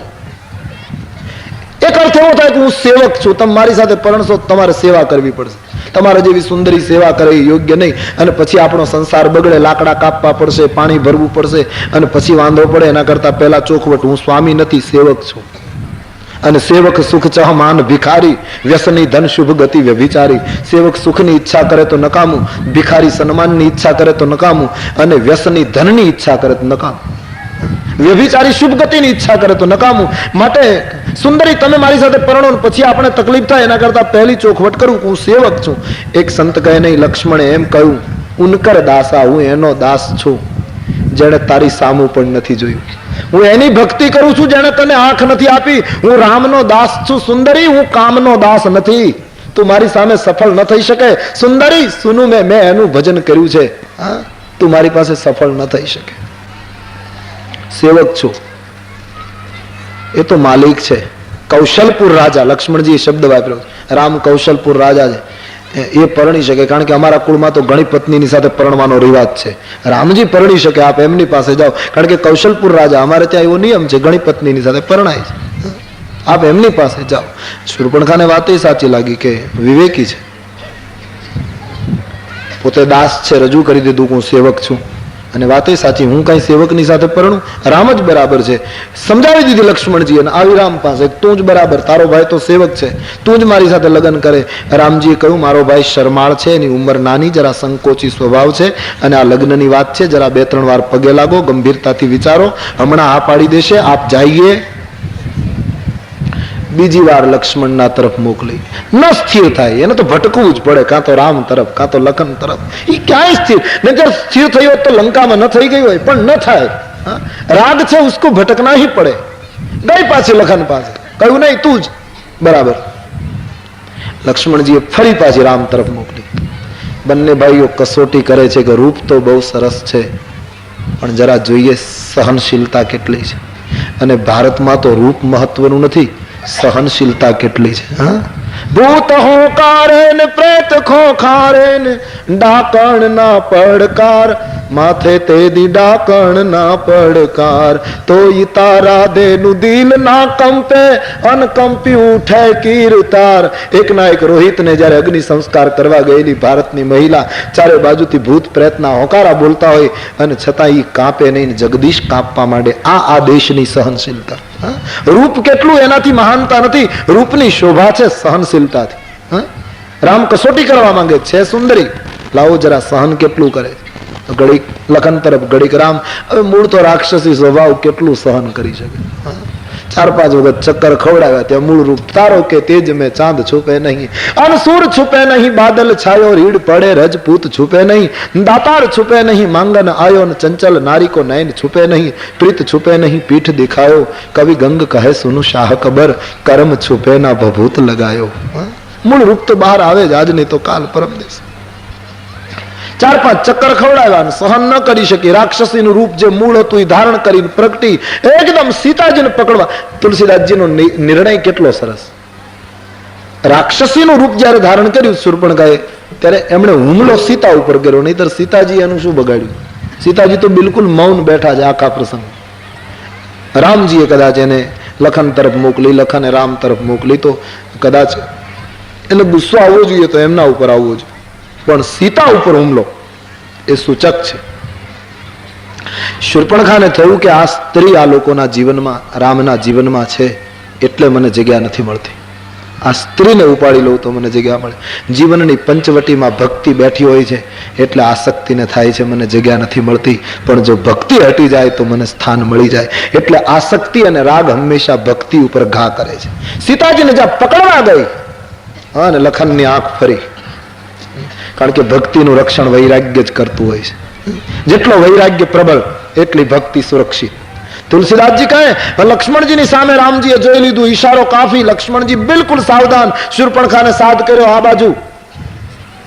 શૂર્પણખાને એમ થયું પાણી ગ્રહણ કરવા બોલાવે છે, અને જેવી નજીક ગઈ ત્યાં તો લક્ષ્મણ તેહી લાંઘવ કરી, નાક કાન બિનુકિન, એકદમ શસ્ત્ર ઉઠાવ્યું છે શર, અને ભગવાન લક્ષ્મણજીએ શૂર્પણખાને એકદમ નજીક બોલાવ્યા, પછી લાંઘવ કરી એના નાક કાન કાપ્યા, અને નાક કાનના ટુકડા શૂર્પણખાના હાથમાં આપ્યા લક્ષ્મણજી, અને મુઠ્ઠી બંધ કરાવીને કીધું કે તારા ભાઈને કહેજે હવે તારો કાળ આવ્યો છે, અને હવે પછી જો પંચવટીમાં પગ મૂક્યો છે તો મૃત્યુદંડ આપીશ. અમે રઘુવંશી છીએ, મહિલાને અમે મારતા નથી, એટલા માટે તને જીવતી છોડું છું, નહીતર ભારતના ઋષિઓને પરેશાન કરનાર રાક્ષસી, પંચવટીમાં ભટકીના પંચવટીના પ્રદેશને અપાવન કરનાર, હવે અહીંથી નીકળી જા, પંચવટીમાં પગ મૂકીશ નહીં. લક્ષ્મણજી આંખ લાલ કરીને શૂર્પણખા ભાગી. તુલસીએ લખ્યું નાક કાન બિન ભય બિકરારા, જનુ ગિરીશ ત્રવત ગેરુ કે ધારા. ડુંગરાની ગુફાઓમાંથી જાણે ગેરુની ધારાઓ નીકળે. ના એક તો રાક્ષસી ને એમાં પાછા નાક કાન કપાય, હવે કેવું રૂપ હશે. ઝાડને ઉછાળતી, પથ્થરને તોડતી ભાગી અને સીધી ખરદૂષણની પાસે 14,000ની સેના લઈ પંપા સરોવર તરફ પડાવ નાખીને બેઠેલા રાક્ષસોની પાસે આવી અને કહેવા લાગી ધિક્કાર છે તમારા બળને, ધિક્કાર છે તમારા પૌરુષને, તમારા જેવા ભાઈઓ એને મારી આ દશા. શૂર્પણખાને કહ્યું કોણે તારી આ સ્થિતિ કરી? બોલે પંચવટીમાં 2 રાજકુમારો આવ્યા છે, મારી મશ્કરી કરી, મારા નાક કાન કાપ્યા. ખરદૂષણે કહ્યું તું ત્યાં ગઈ શું કામ? તારે ત્યાં જવાની શું જરૂર હતી? જરાક સમજદાર હોય એવું લાગે છે આ પ્રશ્ન ઉપર. તારે શું જવાની જરૂર હતી? ખોટું બોલે, કારણ કે બિલકુલ અસત્યનું પૂતળું છે. મને તરસ લાગી હતી એટલે પાણી પીવા ગઈ હતી. પાણી પીવા ગઈ હતી, પાણી ગ્રહણ કરવા? તદ્દન ખોટું નિવેદન કર્યું છે. ખરદૂષણ બેકી ગયા. શૂર્પણખાને કહ્યું આગળ ચાલ, રહેવા ન દઈએ. શૂર્પણખાએ કહ્યું છેક સુધી નહીં આવો, હવે થોડે સુધી આવીને પાછી વળી જઈશ, કારણ કે છેક સુધી મારાથી અવાય એમ નથી. કહ્યું થોડે સુધી બતાવ. આગળ શૂર્પણખા, પાછળ સેના. હવે નાક કાન જેના કપાયા ઈ આગળ ચાલે, એમાં ક્યાંથી વિજય મળે? સારા કામમાં તો આપણા સૌરાષ્ટ્રમાં કહેવાય ને નાકવાળાને આગળ રખાય, જેને નાક જ નથી એ આગળ. અને તાત્વિક દ્રષ્ટિમાં તુલસીએ લખ્યું શ્રુતિ નાશાહીની. શ્રુતિનો અર્થ થાય છે વેદ. જે વેદહીન માણસ છે એને પગલે ચાલો, એનું પતન જ થાય. વેદમય માણસની પાછળ ચાલવું જોઈએ. આ તો વેદહીન વ્યક્તિ આગળ શૂર્પણખા પાછળ રાક્ષસો હટી ગઈ, પંચવટી બતાવી. રામ સમજી ગયા કે રાક્ષસો આવે છે. લક્ષ્મણને કહ્યું સીતાને લઈને પર્વતની ગુફામાં એમનું સંરક્ષણ કર, રાક્ષસોને મારી નાખું, પછી તું સીતાને લઈ આવજે. એક ક્ષણ માટે લક્ષ્મણજીને એમ થયું છે કે રાક્ષસોને મારવાનું કામ પ્રભુએ પોતાના ઉપર કેમ લીધું, એક કામ મને કેમ નથી સોંપતું. લક્ષ્મણજીને એમ થયું મહારાજ મારી માતાજીને લઈને આપ જ પર્વતની ગુફામાં જઈને આરામ કરો અને આ કામ મને સોંપો, હું ઘણા દિવસથી આમનો બેઠો છું. શસ્ત્રનો ઉપયોગ થાય, હાથ છૂટો થાય. અને વાત સાચી કહી, આવો પ્રસંગ તો હમણાં બન્યો જ નથી કોઈ. રામજીએ કહ્યું લખન વાત બરાબર છે, પણ તું તો જાણે છે મારા હાથે એમનું મૃત્યુ છે. અને મારા હાથ કરતા તે ખરદૂષણનો એવું વરદાન હતું કે એ લોકો પરસ્પર જ મરવાના હતા. જેમ રાવણ વાનર અને મનુષ્યના હાથે જ મરે, કુંભકર્ણને કોઈ અર્ધી નિદ્રામાંથી ઉઠાવે તો જ મરે, એમ જે વરદાનો માંગેલામાં ખરદૂષણને પરસ્પર મરવાનું વરદાન હતું કે સામસામા જ મરશે, અંદરો અંદર જ. લક્ષ્મણજી સમજી ગયા કે હું જો અહીંયા રહીશ અને રામજીને મોકલીશ તો આ લોકોનું મૃત્યુ તો પરસ્પર જ છે, મારે નહીં મારવા પડે અને ખોટો યશ મને મળશે, એના કરતા યશ રામને મળવું જોઈએ. વિજયનો યશ રામને મળે એ જ યોગ્ય છે. અને યુદ્ધ તો બે પ્રકારે હોય ને, આક્રમણ અને સંરક્ષણ. યુદ્ધના બે વિભાગ છે, એક બાજુ આક્રમણ કરવાનું હોય, એક બાજુ સંરક્ષણ. તો બંને ભાઈઓએ વહેંચી લીધું. સીતાનું સંરક્ષણ એ પોતાના ઉપર લખને લીધું, આક્રમણ સરકાર રામજીએ સ્વીકાર્યું. સીતાજીને લઈને સુરક્ષિત સ્થાનમાં લખનજી અને અહીં ખરદૂષણ 14,000ની સેના લઈને આવ્યા. રામના રૂપને જોઈને માનસકારે લખ્યું ખરદૂષણ મોહિત થયા છે. હમ ભરી જન્મ સુનહુ કત ભાઈ, દેખીને કહી હસી સુંદરતા. મંત્રીઓને કહ્યું આવું રૂપ અમે અમારી જિંદગીમાં જોયું નહીં, આને મરાય નહીં. આને કહો કે રાજકુમાર બચવું હોય તો પત્ની હવાલે કરીને અયોધ્યા જતો રહે, તો અમે મારીએ નહીં. મંત્રીઓ રામની પાસે ગયા અને ખરદૂષણની વાત કરી કે અમારા માલિકને તમારા ઉપર દયા આવી છે, બચવું હોય તો પત્નીને છોડીને જતા રહો. રામજીને હસવું આવી ગયું. રામજીએ કહ્યું તમારા માલિકને એમ કહી દો કે અમે ક્ષત્રિય છીએ, અમે ક્ષત્રિય મૃગિયા બન કરહી, અમે મૃગિયા કરવા ટેવાયેલા છીએ, પણ 4 પગવાળા હરણને અમે રઘુવંશીઓ નથી મારતા. તુમસે ખલ મૃગ ખોજત ફિરહી, તમારા જેવા ખલ રૂપી મૃગને મારવા આવ્યા છીએ. અને રીપ બલવંત દેખી નહીં ડરહી, એક બાર કાલ હું સન લરહી, એકવાર કાળ હોય તો અમે યુદ્ધ કરીએ, બળવાન દુશ્મનથી અમે પણ પાછા પડતા નથી. માટે જાઓ તમારા માલિકને કહો યુદ્ધ કરવું હોય તો સામે આવે ને કા પીઠ બતાવે એના ઉપર રઘુવંશી ઘા નથી કરતા. કાં તો હટી જાઓ અને કાં તો યુદ્ધ કરો. તમે તો મૃગ છો, પશુ છો, અમે માણસ તમને માનતા જ નથી. ખરદૂષણના મંત્રીઓ પાછા આવ્યા કે મહારાજ એ તો કંઈક જુદું જ માને છે. શું કે એ આપણને માણસ જ નથી માનતા, એ એમ કહે છે કે તમે બધા મૃગ છો. સ્વાભાવિક ખીચ ચડે એવું વાક્ય હતું. બધા જ અકળાયા, ગુસ્સામાં આવી અને હુમલો કરો એવી સૂચના. એક બાજુ 14,000 શસ્ત્રો ને એક બાજુ ભગવાન રામ એકલા. પ્રભુ કિન ધનુષ ટંકોર ગૌર કઠોર, પ્રથમ ભયાવહ પ્રત્યંચાને બરાબર ખેંચી લીધી છે. નિશંગમાં બાણ ઊંચા નીચા થવા લાગ્યા રામજીને. ઘણા વખતથી બાણ એમને પડ્યા છે, ઉછાળા મારવા લાગ્યા. પરમાત્મા સરસંધાન કરી અને ભયંકર બાણો ફેંકવા લાગ્યા. એવી કંઈક લીલા કરી અંદરો અંદર બધાને રામ દેખાવા લાગ્યા અને રામ માની બધા સામે પ્રહાર કરવા લાગ્યા. નામ પરસ્પર રાક્ષસોનો નાશ થયો. દેવતાઓએ પુષ્પની વૃષ્ટિ કરી, ભગવાને રાક્ષસોનો ઉદ્ધાર કર્યો. સીતાજીને લઈને લક્ષ્મણજી પધાર્યા છે. શૂર્પણખાને સમાચાર મળ્યા કે 14,000નો નાશ થઈ ગયો. હવે ક્યાં જાઉં? અને નિર્ણય કર્યો હવે લંકા જઈને રાવણને વાત કરો. આવી લંકા ચિક્કાર દરબાર રાવણનો ભરાયેલો ને એમાં આવીને રડી પડી. તારા જેવો ભાઈ હોય ને મારી આ દશા. ઉપદેશ આપવા લાગી. રાજનીતિ બિનુ ધન બિનુ ધર્મ. નીતિ વગરનું રાજ નથી ટકતું રાવણ, ધર્મ વગરનું ધન નથી ટકતું, અને હરિ સમર્પે બિનુ સત્કર્મા. ઈશ્વરને અર્પણ કર્યા વગરના સત્કાર્યો નથી ટકતા. વિવેક ન હોય તો વિદ્યા નથી ટકતી. ખોટો સંગ થાય તો સંન્યાસીનો સંન્યાસ નથી ટકતો. ખોટો મત લે તો રાજવીનું રાષ્ટ્ર નથી ટકતું. રાવણ શરાબ પીવે તો આબરૂ નથી ટકતી, અને અહંકાર કરે તો માનવીનું જ્ઞાન નથી ટકતું. તું બધાને જગતમાં નાના માને છે, તારી ભૂલ છે. રાવણ આટલાને નાના ન મનાય. બોધ આપે છે. દુશ્મનને નાનો ન ગણાય. કેટલી સરસ વાત. દુશ્મનને કોઈ દિવસ નાનો ન ગણાય, રોગને કોઈ દિવસ નાનો ન ગણાય, અગ્નિને નાનો ન ગણાય, ભગવાનને નાના ન ગણાય, સર્પને નાનો ન ગણાય અને પાપને નાનું ન ગણાય. આ ક્યારે ભયંકર બને તે કંઈ કહેવાય નહીં. તારા મસ્તક ઉપર કાળ નાચી રહ્યો ને તને નિદ્રા આવે છે. રાવણે અટહાસ્ય કરતા કહ્યું કે ઉપદેશ આપતા પહેલા તારા નાક કાન કોણે કાપ્યા બતાવો. બોલે પંચવટીમાં 2 રાજકુમારો આવ્યા છે, એની સાથે અતિ સુંદર સ્ત્રી છે. તારા મહેલમાં એવી એકેય નારી. શૂર્પણખા સમજતી હતી કે રાવણને બહેકાવવું હોય તો નારીના સૌંદર્યનું વર્ણન કરવું, કારણ કે આ માણસ છે શક્તિશાળી પણ નારીના રૂપની આગળ આ માણસ કાયર બને છે. અને તેથી આ માણસને જો લઈ જવો હોય તો સ્ત્રી રૂપનું આકર્ષણ બતાવવું. કહ્યું કે અતિ સુંદર તિનિક સંગ એક નારી લલામાં, એક અતિ સુંદર સ્ત્રી છે, તારા મહેલમાં એવી એકેય નારી નથી. અને એ પંચવટીમાં હું ગઈ તો એના નાના ભાઈએ મારી મશ્કરી કરી, નાક કાન કાપ્યા, ખરદૂષણને વાત કરી તો 14,000 ને મારી નાખ્યા. મને એમ લાગે રાવણ બિન અપરાધીની આ દશા થતી હોય તો અપરાધીનું શું થશે? માટે રાવણ જાગ. ઓહ, બધી માહિતી મેળવી લીધી. શૂર્પણખાને ઉતારો આપ્યો, હું કાલે જોઈ લઈશ, તું લંકામાં નિવાસ કર. સભા વિસર્જિત કરી રાવણ રાજભવનમાં આવ્યો, પણ રાવણને નિદ્રા નથી આવતી.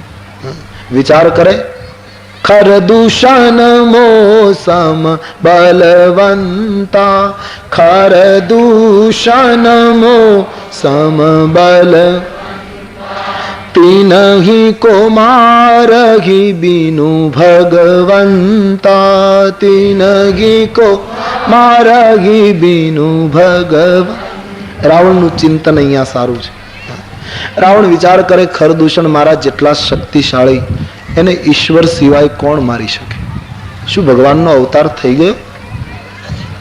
અને પરમાત્માનો અવતાર થઈ ગયો હોય તો એની સાથે પરાણે વેર બાંધવું અને ભગવાનને મારા ગામમાં બોલાવી એના હાથે મરીને ભવસાગરને તરી જાઉં. કારણ હોહી ભજન નહીં તામસ દેહા, મારો તામસ દેહ છે, હું ભજન નહીં કરી શકું. મન વચન અને કર્મથી નિર્ણય કર્યો, સામાન્ય સ્ત્રી હશે, સામાન્ય પુરુષ હશે તો એ નારીને લઈ લેવી મારા માટે સહજ છે, અને બ્રહ્મ હશે તો એની પત્નીનું અપહરણ કરી પ્રભુને યુદ્ધ માટે નિમંત્રણ આપીશ, એના સરસંધાનથી મરી અપાર ભવસાગરને તરી જઈશ. રાવણે નિર્ણય કર્યો, યુક્તિ કરી છે કે બ્રહ્મ છે કે શું એની ખાતરી હું કરી લઈશ. આમ વિચારતા વિચારતા રાવણે સવાર પાડી. સવાર પડતા કોઈને ખબર ન પડે એમ મંત્રમય રથ લઈને રાવણ સાગરને કિનારે જ્યાં મારીચ પડ્યો છે ત્યાં આવ્યો.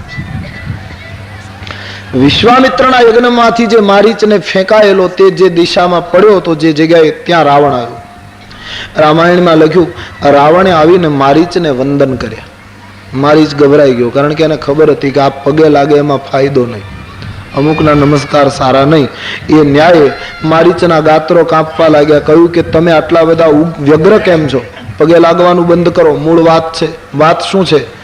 રાવણે કહ્યું, પંચવટીમાં 2 રાજકુમારો આવ્યા છે, એની સાથે એક સુંદર સ્ત્રી છે, મારે એનું અપહરણ કરવું છે. મારીચ, તું મારી સાથે ચાલ. કોણ રાજકુમાર? અયોધ્યાના. સાંભળતા મારીચ કાપવા માંડ્યો. રાવણને કહ્યું, એક વિનંતી કરું, તમે રાજકુમારોને જોયા છે? કહે ના. એના હાથમાં શક્તિ કેટલી છે એનો તમને ખ્યાલ છે? બોલે ના. તો મેં જોયા પણ છે અને એના હાથમાં શક્તિ કેટલી એનો મને અનુભવ પણ થયો છે. ક્યારે? કે વિશ્વામિત્રનો યજ્ઞ તોડવા ગયો તો ફણા વગરનું બાણ મને માર્યું, 400 ગાવ દૂર ફેંકી દીધો. હું ત્યારનો વિચાર કરું છું કે ફણા સહિત માર્યું હોત તો ક્યાં હોત. અને જ્યારથી ફણા વગરનું બાણ વાગ્યું છે ત્યારથી કીટ ભ્રંગ ન્યાય લાગુ પડ્યો છે. જ્યાં જો ત્યાં રામ સિવાય બીજું. અને વાતે સાચી, ફણા વગરનું કે ફણા વાળું રામનું બાણ જેને વાગે એને પછી બધે રામ જ દેખાય. જ્યાં જો ત્યાં રામ જ દેખાય છે. કોઈ સાધુ સંત દરિયામાં સ્નાન કરવા આવે અને ખાલી રા બોલે ત્યાં અડધો પ્રાણ બહાર નીકળી જાય કે હમણાં રામ આવશે. આ મારી દશા છે. માટે હે લંકેશ, પ્રેમ અને વેર સમાનની સાથે હોય, અસમાન સાથે ન હોય. મંદોદરીના ચૂડલાને સલામત રાખવો હોય તો હે રાવણ, પાછો ઘરે જા. આની સામે યુદ્ધ કરવાથી કોઈ દિવસ પૂરા ઘરે નહીં પહોંચાય. હિતની વાત કરી, સાચી વાત રજૂ કરી. રાવણ ગુસ્સામાં આવી ગયો, મને ઉપદેશ આપે. ઘણાને ગમે તેમ તમે કહો ને અવળું જ ઉપાડે. નહીતર આમાં કેટલી સાચી વાત કરી કે વેર અને, આ તો કોઈ પણ સમજદાર માણસ સમજી શકે વેર અને પ્રેમ અસમાનની સાથે ન શોભે. પણ અમુક માણસની પ્રકૃતિ જેવી હોય એને તમે ગમે તે કહો અવળું જ લે, મોઢું ચડાવે, બસ તલવાર ખેંચવાની તૈયારી કરી. મને ઉપદેશ. આપણે આપણા ધર્મોપદેશ પુસ્તકોમાં નથી વાર્તા આવતી કે વાઘ મારણ કરીને બેઠેલો, પછી આમ ઘોરઘોરાત બેઠેલો, બહુ ગુસ્સામાં બેઠો. તો એમાં એક વાનર આવ્યો. વાનરને બોલાવીને વાઘે કીધું આમ આવ. બધા વાઘથી તો ડરે છે. પેલો બિચારો ગભરાતો ગભરાતો વાઘ આવ્યો. માલિક શું સેવા કરું? કહ્યું કે સેવા કાંઈ નથી કરવાની, ઉભો રહે. પેલો તો કાંપે વાનર. કહું નજીક આવ. નજીક આવ. કહ્યું મારું મોઢું સૂંઘ. બધા લોકો એમ કહે છે વાઘનું મોઢું વાસ મારે છે, અપક્ષ ભક્ષણ કરે. મારા મુખમાંથી વાસ આવે, દુર્ગંધ આવે, સૂંઘ. હવે વાનર કહે હવે આને મારે કેમ કેવું? વાસ આવે તોય કેમ કેવું? તો તરત મારી નાખશે. શું કેવું? જેમ હોય તો બોલ, ગભરાયા વગર, મારે ખાતરી કરવી. વાનર નજીક ગયો ને વાઘનું મુખ સૂંઘ્યું. કીધું કે હા મારા થોડી થોડી વાસ આવે. અને મગજ ગયો મારા મોઢામાંથી વાસ. મારી નાખ્યો વાનર. નહીતર પેલા એ સાચું કીધું, મારી નાખ્યું. મારી નાખ્યો એટલે એક ઊંટ આવ્યો. મારું મુખ સૂંઘ.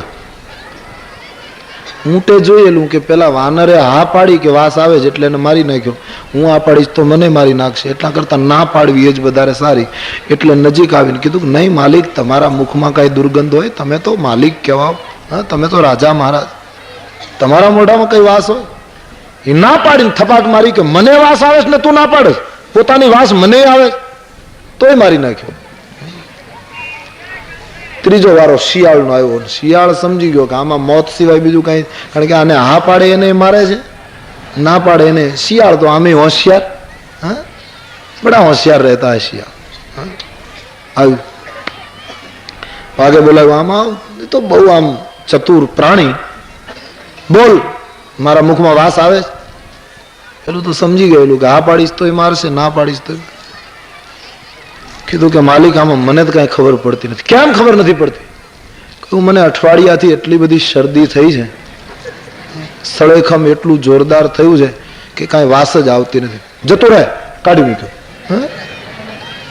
કહેવાનો અર્થ અમુક માણસને કોઈ રીતે ન પહોંચાય એટલો હિતોપદેશ આપ્યો, એટલી સાચી વાત કહી.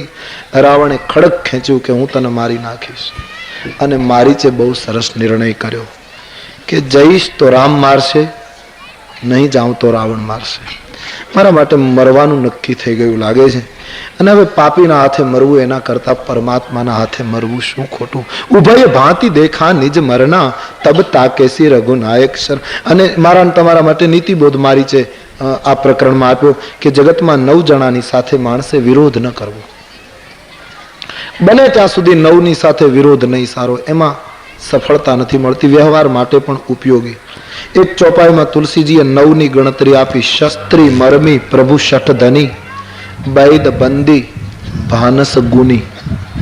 શસ્ત્રી માણસે, સમજદાર માણસે શસ્ત્ર વાપરવામાં પારંગત હોય, નિશાનેબાજ માણસ હોય, એની સાથે વિરોધ ન કરવો. આપણને ખબર ન હોય કયા સમયે કેવું શસ્ત્ર ઉપાડીને પ્રહાર કરે અને આપણે હેરાન થવું પડે. તુલસીજી ના પાડે શસ્ત્રીની સાથે વિરોધ ન કરવો. અને બીજો શબ્દ છે મરમી, આપણા અંતરના ભેદ જાણતો હોય એની સાથે વિરોધ ન કરવો, નહીતર આપણું બધું ખુલ્લું કરે. શસ્ત્રી, મરમી. ત્રીજો શબ્દ પ્રભુ, પરમાત્માની સાથે વિરોધ ન કરવા. કંસ, શિશુપાલ, કૌરવ અને પાંડવો, ભીષ્મને, દ્રોણ, જમરાજ જેવા, પણ એહનો ફેંસલો એક હાથે ઘડ્યો. એ કલમમાં કૃષ્ણજી કુશળ કહેવાય. કોઈ સફળ નથી થયું એના આગળ. તો પરમાત્માની સાથે વિરોધ ન કરવો. શસ્ત્રી, મરમી, પ્રભુ. અને ચોથો શબ્દ શઠ. શઠની સાથે વિરોધ ન કરવો. શઠ માણસનું કઈ નક્કી ન હોય, જેનામાં લુચ્ચાઈ ભરી હોય, મૂર્ખાઈ ભરી હોય, એની સાથે વિરોધ ન કરાય. એની સાથે વિરોધ કરીએ તો દુનિયા આપણી ટીકા કરે કે ભાઈ એ તો શઠ હતો, તમે આપણને કારણ વગર એનામાં ભેળવે. શઠોની સાથે સજ્જનોએ વિરોધ ન કરાય. શસ્ત્રી, મરમી, પ્રભુ, શઠ અને ધની. 5મો શબ્દ ધની. કેટલું સરસ તુલસીદાસજીનું ચિંતન 400 વર્ષ પહેલા કે ધનવાનની સાથે પણ બને ત્યાં સુધી વિરોધ ન કરવો. કારણ કે જે કાળમાં બધા ગુણો ધનમાં જ આવી ગયા છે, ધનવાન મોટો, ધનવાન પ્રતિષ્ઠા વાળો, ધનવાન દરેક રીતે ધનની પાછળ જ લોકો દોડતા હશે. સર્વે ગુણાહા કાંચન માસ, બધા જ ગુણો કાંચનમાં આવી ગયા હશે જે કાળમાં. એ વખતે ધનથી બધું ખરીદી શકાતું હોય, તેથી ધનવાનની સાથે બને ત્યાં સુધી વિરોધ ન કરવો. શસ્ત્રી, મર્મી, પ્રભુ, શઠ, ધની 5. છઠ્ઠું વૈદ. વૈદો, ડોક્ટરો, હકીમો, એની સાથે વિરોધ ન કરાય. વૈદોની સાથે, ડોક્ટરોની સાથે વિરોધ કરીએ તો શું સફળતા મળે? એની સામે બાયો ન ચડાવાય, એની સામે આંખો ન કઢાય. એ જે કંઈ સૂચના આપે તે પ્રમાણે પથ્ય પાળવું જોઈએ. વૈદોની સાથે વિરોધ નહીં. બંદીજન, કવિઓની સાથે વિરોધ ન કરાય. કવિઓની સાથે વિરોધ કરો તો જાહેરમાં કવિતા લખતો જાય, દોહા ફટકારતો જાય. એની સાથે વિરોધ કરવામાં ફાયદો નહીં. શસ્ત્રી, મરમી, પ્રભુ, શઠ, આપણે ત્યાં ઘણા એવા કવિઓ હતા, એને રજવાડામાં લઈ જવાતા નહીં. આપણા સૌરાષ્ટ્રનું બહુ પ્રસિદ્ધ પાત્ર છે કાનો. એના માટે ઉક્તિ થઈ ગઈ ને, કાનો મેથળામાં રહે છે અને ભાળે એવું કહે છે. ઉક્તિ થઈ ગઈ. એને રજવાડામાં લઈ ન જવાય, જેવું જોવે એવું લખે, એવું બોલે, જરાય બેફિકર. પછી વિવેક શૂન્યતા ગણો કે નિર્ભયતા ગણો, પછી જે ગુણ હશે એ ભગવાન જાણે, પણ જેવું હોય એવું કહેતો એ માણસ. હળમતિયા ગામ છે, એની કવિતા મેં સાંભળી કે હળમતિયા ગયેલો અને નાનું એવું ગામ, સંધ્યાના સમયે પહોંચેલો 8-10 ખોરડા ગામમાં. એ ગામ જોઈને એને કવિતા લખી કે ગામ હળમતિયા 7 જ ખોરડા. એની કવિતા લખી, ગામ હળમતિયા 7 જ ખોરડા, નહીં શંખ નહીં પાવો. ગામમાં મંદિર નહીં એટલે કઈ શંખ વાગે નહીં, કઈ આરતી કે એવું કઈ નહીં હોય. ગામ હળમતિયા 7 જ ખોરડા, નહીં શંખ નહીં પાવો. હનુમાન પાસે હળિયું કાઢે 2 કૂતરા ને 1 બાવો. ગામને જાપે હનુમાનજી હતા ને ત્યાં પેલો મહારાજ જતો છે અગરબત્તી કરવા, 2 કૂતરા એની પાછળ પાછળ દોડતા હતા. જેવું જોયું એવું લખ્યું, ગામ હળમતિયા 7 જ ખોરડા, નહીં શંખ નહીં પાવો. હનુમાન પાસે હળિયું કાઢે 2 કૂતરાને, લખીને જતો. એની સાથે વિરોધ ન કરાય. શસ્ત્રી, મરમી, પ્રભુ, શઠ, ધની, વૈદ, બંદીજન. 8મો શબ્દ ભાનસ. ભાનસ એટલે રસોઈયો, મહારાજ. રસોઈયાની સાથે વિરોધ ન કરાય. મહારાજ જે રસોઈ બનાવતો હોય એની સાથે વિરોધ ન કરાય. આપણને શું ખબર પડે શું રસોઈમાં એણે કર્યું, કઈ વખતે શું નાખ્યું, શું ખબર પડે? મહારાજની સાથે વિરોધ ન કરાય, રસોઈયાની સાથે. અને હું તો માણસમાં તો એમ લખ્યું રસોઈયાની સાથે વિરોધ ન કરાય, પણ મને તો એમ કહેવાની ઈચ્છા થાય ઘરમાં જે રસોઈ કરતું હોય એની સાથે બને ત્યાં સુધી બગાડવું નહીં. પછી મહારાજ કરતો હોય તો મહારાજ, અને બીજું જે કરતું હોય, પણ એની સાથે વિરોધ કરવામાં ફાયદો નહીં.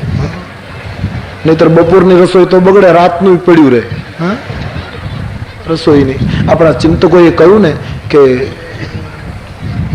દાળ બગડે એનો દિવસ બગડે. સરસ કોઈએ લખ્યું. અને અથાણું બગડે એનું વરસ બગડે, પણ જેનું મન બગડે એનું આખું જીવતર બગડે. એટલે બીજી રસોઈ ન બગડે એટલા માટે રસોઈ કરનારની સાથે વિરોધ ન કરાય. રસોઈમાં કદાચ કંઈક ભૂલ પડી હોય ને, કંઈક ખાટું તીખું તુરું કંઈક ઓછા વધુ થઈ ગયું હોય ને, તોય આમ તપ કરીને ખાઈ જવું, બહુ બોલવું નહીં. એ પણ એક સાધના છે. જોકે સમજે છે, કોઈ બોલે જ નહીં. લોકો સમજદાર છે કે એવો ખતરો હાથે કરીને ઉભો કરવો નહીં, કઈ લેવા દેવા વગર.